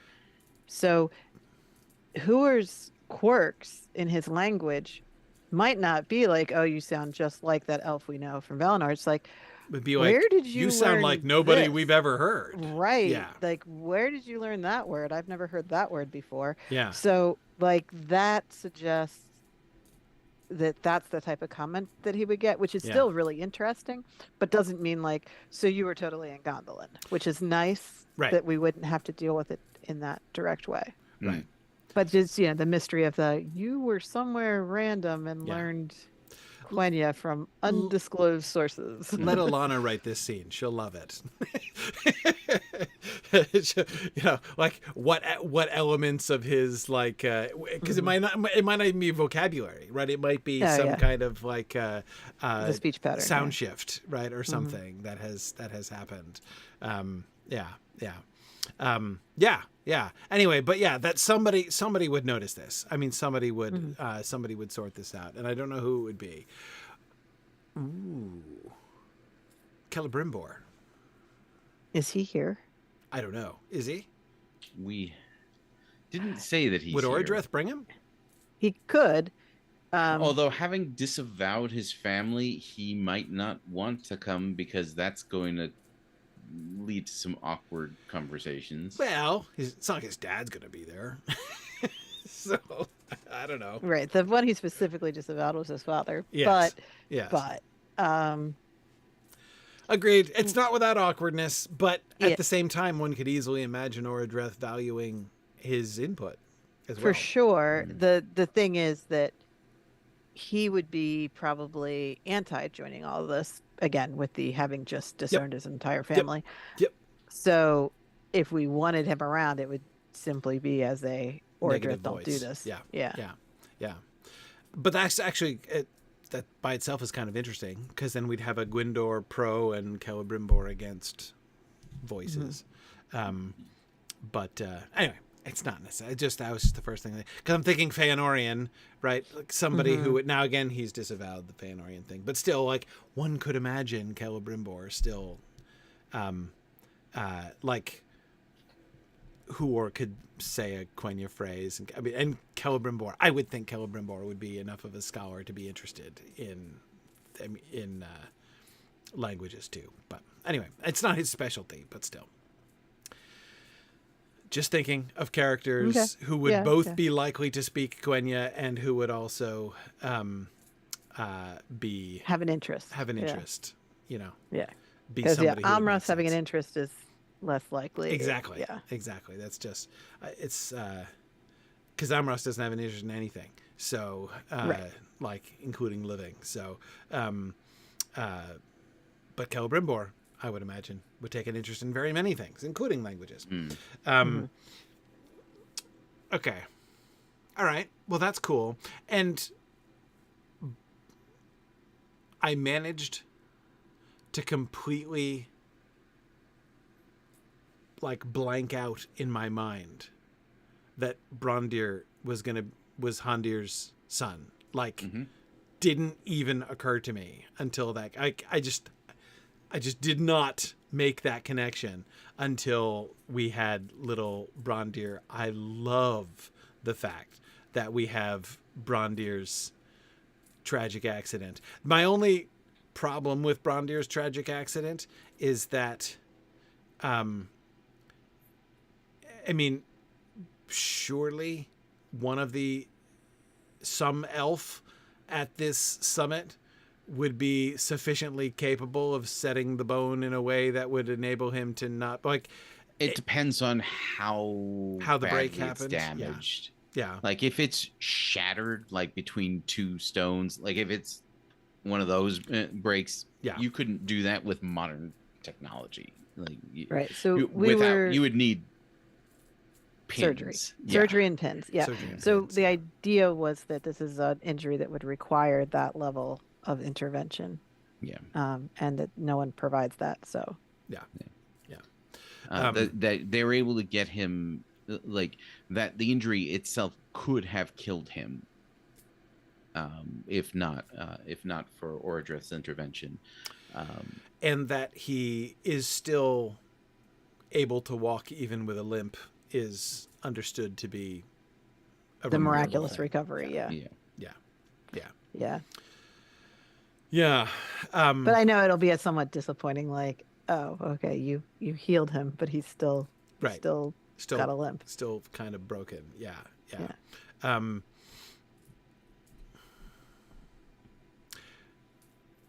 one of so I really I just again I loved the inclusion of that, seeing that and remembering that. What I wanted to do was I wanted to think forward.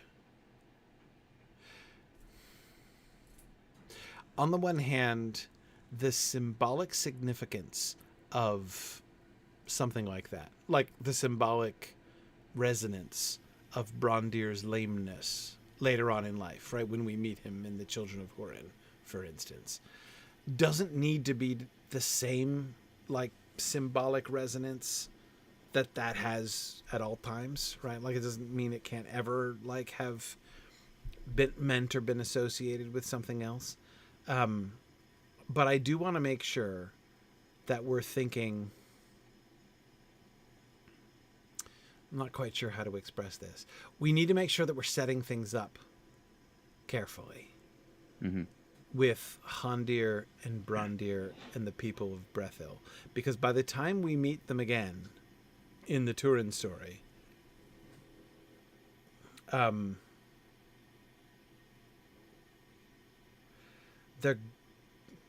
just want to make sure that we're sort of properly... We want to make sure that we're in control of the whole scope of the story, right? Of like what impact we're going to have on the future story by bringing to it the earlier kind of baggage or associations that we're giving to it, right? Sure. I'm not saying this because I think we're doing it wrong or something. We just have to be deliberate about the way that we do that, like to make sure that we're effectively playing the long game on all of these things. The element of that I liked best, thinking about the future relationship between Turin and Brondir, is the idea that Brondir's limp was basically Turin's fault from the beginning. Is kind of fun. I mean, not exactly his fault. He's only 3. He played a role. But he played a role. Yeah. Right. Turin being a curse to everyone around him and everyone who knows him is where his story is going. Yeah. So while this particular incident is just an unhappy accident, it's gonna fit his overall storyline. But you see, that's exactly the kind of thing that I'm talking about. We're establishing a data point, which is a really interesting and important data point, right? Because we're having Turin being a curse to everybody who knows him before Morgoth curses his family. Yeah. Right. Well, that's why I said this one could be just an unhappy. Like I said, yeah, it's that's not fatal, right? Because again, you could say, well, that was just a coincidence, right? That doesn't mean anything, and it can be, as David is suggesting, it foreshadows the effect that he's going to have later on. And honestly, I know this doesn't work in storytelling, but is Morgoth's curse limited by time? Does it only apply once he curses him, or does it apply retroactively to his whole life? It's an interesting question. The relationship with time is a really interesting question. Yeah, and it's not one we would be able to address. So, like, I realize you have to show things in order to the viewer. Like, that's how stories work. But most of the time, yeah. Yeah, I mean, yes. But is this just what Turin's life is, his whole life, or is it that there's a change after? Because I mean, the death of the life is also going to be something that happens to someone very near Turin. Yeah, and it's they'll blame Morgoth for that. Yeah, but yep. Yeah, no, it's I like it. I'm wanting to think through it. How old is Brondir at the time? About 4. He's about 4, so he's older than Turin. A little bit. Yeah, a little bit. Yeah. Okay.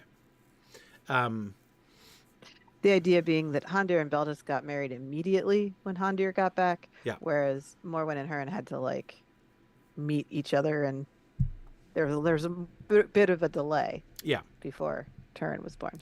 Right. And Rihanna's 18 now? Yes.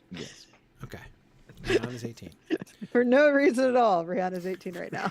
That's right. Yeah, no comment. Yeah.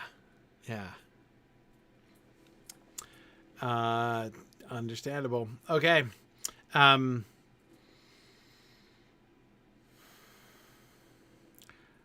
What impact are we seeing this having on Rihan's character? Or should we wait and talk about that after episode 7? She'll feature more in episode 7. Yeah, I knew she was going to come up again. Okay, let's think about that in that context then, when we come back to her more. Okay. So then last thoughts about Morwen and Hurin. The point here with Morwen and Hurin is that in the last episode, Morwen was wanting to be included and respected. Mm-hmm. And now she is being included and respected, and she's seeing that has a cost too. Yes. Essentially. Yeah. Yeah. Be careful what you wish for. For both of them, right? Like that. Right. Yeah. Exactly. And that's why she's trying to voice, like, I'm upset that this happened, but I'm not, like, this isn't not what I wanted. Right. It's like, not that I didn't want to be doing these things. Like, this is all important. Like, I'm so glad that you're at this council being Lord of Dorloman. Mm-hmm. But are we not being good parents because we're doing that? Mm-hmm. But for her to be able to express her fears with some level of vulnerability is kind of new for her. So this is supposed to show that her relationship with her has been growing in the off-screen time as well. Yeah.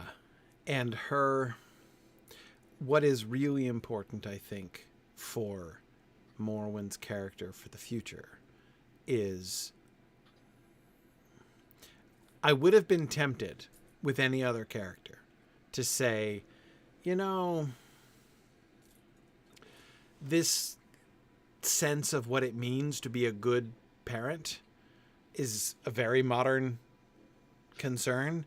And like the Lord and Lady of Dorloman would not have been helicopter parents to their children. Like that's not a thing that would have happened. And so the idea of the Lord and Lady of Dorloman even having a conversation about there's a conflict between our parental responsibilities, and that wouldn't even have been a thing.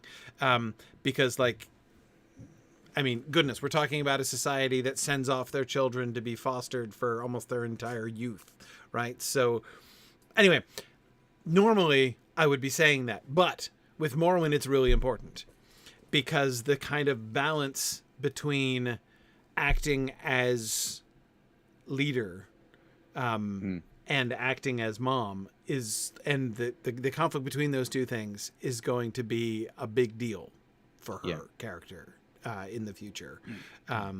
So showing that's she's anticipating that in some way, that's on her mind. How do I balance these things, and what are the consequences if I end up having to choose the one over the other and can't do both? Which do I choose, and what are the consequences of that? That is absolutely stuff that we should have Morwen thinking about, and people thinking about Morwen. Although I think that while it is fair to say that modern ideas of parenting and medieval style, because this is a medieval or ancient styled world, are quite different. I would tend to push back against any idea that people didn't have the same feelings, the same emotions about their children. Yes, this is a very common thing that you hear people say about medieval and ancient people, that they didn't love their kids the same way that we do, and that doesn't seem right. It's clearly not right. Not if you, it's like people who say that can't have actually experienced experience, because that's not something you learn. And not only that, but like, read Pearl, for crying out loud. Read Pearl, which is a medieval poem about a guy mourning for his dead 2-year-old daughter, and tell me that like parents didn't love their kids the same way back then. Of course, they were much more accustomed to losing them. The infant mortality rate was ridiculous, and very few families had no dead children in them. So that was a reality that they confronted. But you would worry about that, you would, because you cared about your kids. Right. Or you could be like, Queen Anne of England, who gave birth to 14 children, none of whom lived to adulthood. So, Now, Hurin character would be kind of a little bit more understandable, because you could kind of separate yourself in a way that, like a person who was forced to live in the same room with a father forced to live in the same room with their child would not. Right. Right. Yep. Mothers wouldn't have that same luxury, even if they happen to be wealthy and powerful. Yes. Yes. Yeah. Yep. Agreed. So anyway, no, I do agree. I do agree with that. It's just that the whole like there's modern ideas of what parenting looks like. The most modern idea that I felt was kind of floating around was any idea that like, but I should have been there personally supervising him, because that's my job as a mom. Like, no, wouldn't be your job. You're the Lady of Dor-lómin. That's not your job. That's a very nuclear, right? A very nuclear family, nuclear kind of even. I think we were hoping to express I know I shouldn't be happy that it didn't happen to our kid. Right. Because I am actually quite upset that it happened to the other kid. Right. Yes. But I'm kind of glad it didn't happen to our kid. Yes. So now I feel bad about that. And now I need to work through all this. Yeah. And am I a terrible mother for feeling this way? And like that kind of thing. So it was more of the honesty about the relief of finding out your child is okay after some kind of disaster. Yeah. But knowing that another family doesn't have that. And then, trying to, like, that was what the emotions we were hoping to have her work through. Yeah. You're right. We should make sure there's not a, if I just follow my child around forever, then right, exactly. nothing bad will ever happen to him. She's not even going to be tempted to be a helicopter mom, but at the same time, as I said, I do. It's a really important dynamic to introduce this, like, Morwen as mom and Morwen as Lady of Dor-lómin. Like, right. That's what those two we're personas. Seeing for the first time here. Absolutely. That's really important to establish. Yeah. Can you imagine if Morwen was your mom? Nope. Do not want. Yeah, Morwen is intense. Morwen is an intense mom. Yeah. Okay. The cool. comments from your teenage buddies would be the worst. Well, probably not so long as Dor-lómin stands. Right. Afterwards, maybe. If his dad didn't also happen to be the Lord of Dor-lómin. Right. I was gonna say, I don't think. I doubt many of the Dor-lómin teenage boys would have been bad mouthing. He is the Morwen. mightiest man in and she, ever. good grief, like, she's scary enough on her own. But that doesn't mean that if they were a random family, that there wouldn't be comments directed at him to get a rise out of him. Okay, so all right. Well, that's good. I think there's a lot of important stuff to work through. There are a lot of ways that it can be, refined in an actual script, of course, to make sure that. But I said I did really like that concept. Okay, and I was going to talk about Rian, but we'll save that. We'll talk about that next time. Rian's role in the entire thing.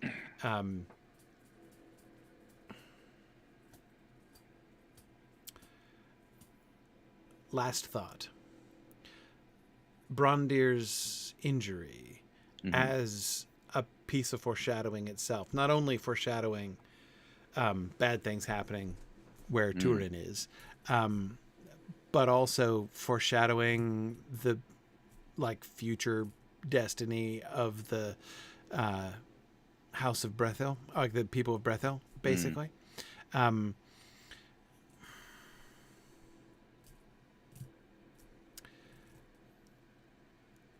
It certainly seems, at the very least, a sort of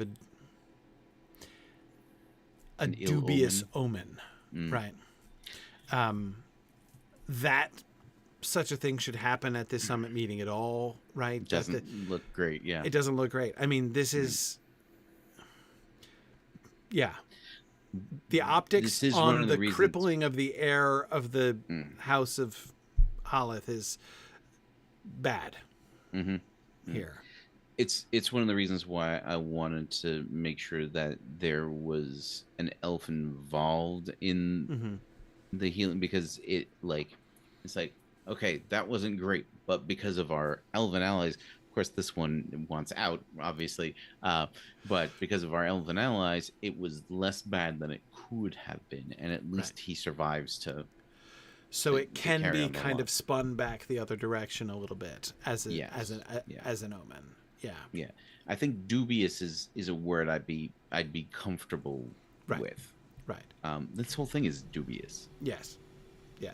Right. Like, what is not at this point? There's nothing not dubious about this whole thing. Nothing that's not dubious. Yeah. Agreed. I mean, the injury happened on Silmarillion, so we already know that it's an evil tower that Sauron did necromancy in. Like, little kids should not be playing in there.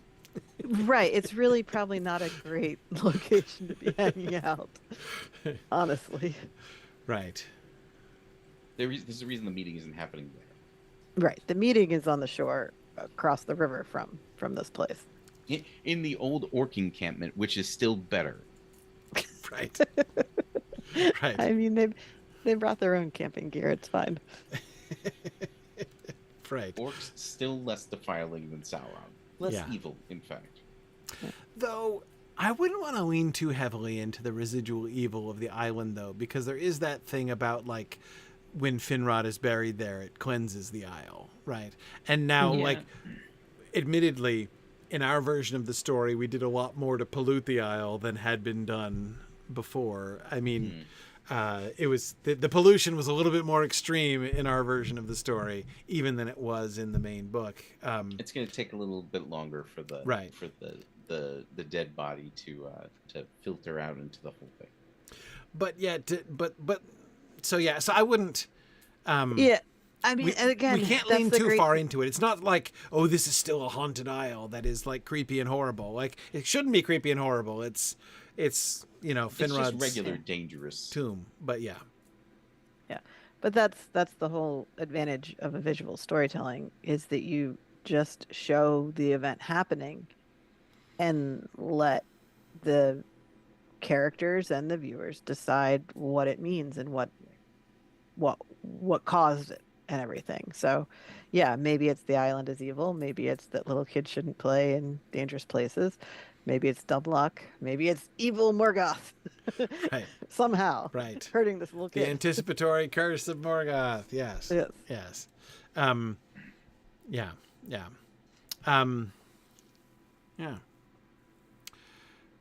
We do get a sense that the Valar are bound to a linear timeline, right? Like, that's not that the Valar enter the flow of time, yes, but at the same time, there's still... It's not explicitly stated, but... No, I mean, it's... Yes, bound... Well, by entering into Arda, yes. But Mando still knows everything that's going to happen anyway. And there's, the music and whatnot. Things that Mandos knows, he knows with 100% accuracy. I think the way that I would describe that. I don't think he knows everything, but yeah. But he does know things that you can't just predict. Right. And Ulmo can tell Turgon what size to make the armor to leave behind. Right. even though there's no humans in Beleriand at the time that he's leaving it behind. Mhm. So the Valar know things in the future that suggests that they're not quite as bound by time as everybody else. I don't know the limits on Morgoth's power. That's probably a good question for next season to sort out how we want to have him demonstrate all that to Hurin. That will be interesting. We are saving the confrontation. Hurin and Morgoth's conversation is going to be the episode 1 of season 8, right? Yes. Okay. Yeah. Because it sets up the Turin season pretty well. Yeah. Okay. Whereas this one is going to more or less end with Hurin dragged off the coming battlefield. In, right? Yeah. Yes. Okay. Yeah. Yes. Right. Just making sure I'm remembering our parameters here. Okay, cool. Awesome. Very good. Well, speaking of looking forward, we're going to go straight into episode 7 next time, and that also is going to be outline only, right? So we're going to get the second half of the summit meeting. We're going to talk about Rian and why she's 18, and we're going to pick up some of the other political and military stuff as well, I assume, because after this we're moving forward, right? We're all moving towards and setting up the battle after this. I know we've got some things, plagues but and you know, the Easterlings are going to cross the mountains. We have to figure out what's going on with the dwarves. We have to have the plague, and then we're ready to confront the dragon. So that's coming for the early stages. Okay, good, excellent. All right, so our next episode will be in. Oh wait, hang on a second. This is not in fact on November 5th. I forgot to change this on the slide. 2 weeks from today. No. 2 weeks from today would be Thanksgiving Day. Thanksgiving in America. Yeah, December 5th. December 5th, yes. Does it not say December on the slide? It says November. That's okay. Oops. Yeah, it's okay. It's sorry. I figured it out. Yeah. December 5th at 10 p.m. All right. Exactly. And you guys you're up to episode 11. All right. You guys are way into the battle now. And you're going to be doing the script discussion of episode 11 on Friday the 22nd. Yes. A week from tomorrow. Right. Next Friday. Great. At 8 p.m. Awesome. Okay. Very good. Well, thank you. Thanks to both of you for the fun discussion about this. And I look forward to episode 7 in 3 weeks. Very good. Thanks, everybody. And I will say thanks for listening and Godspeed.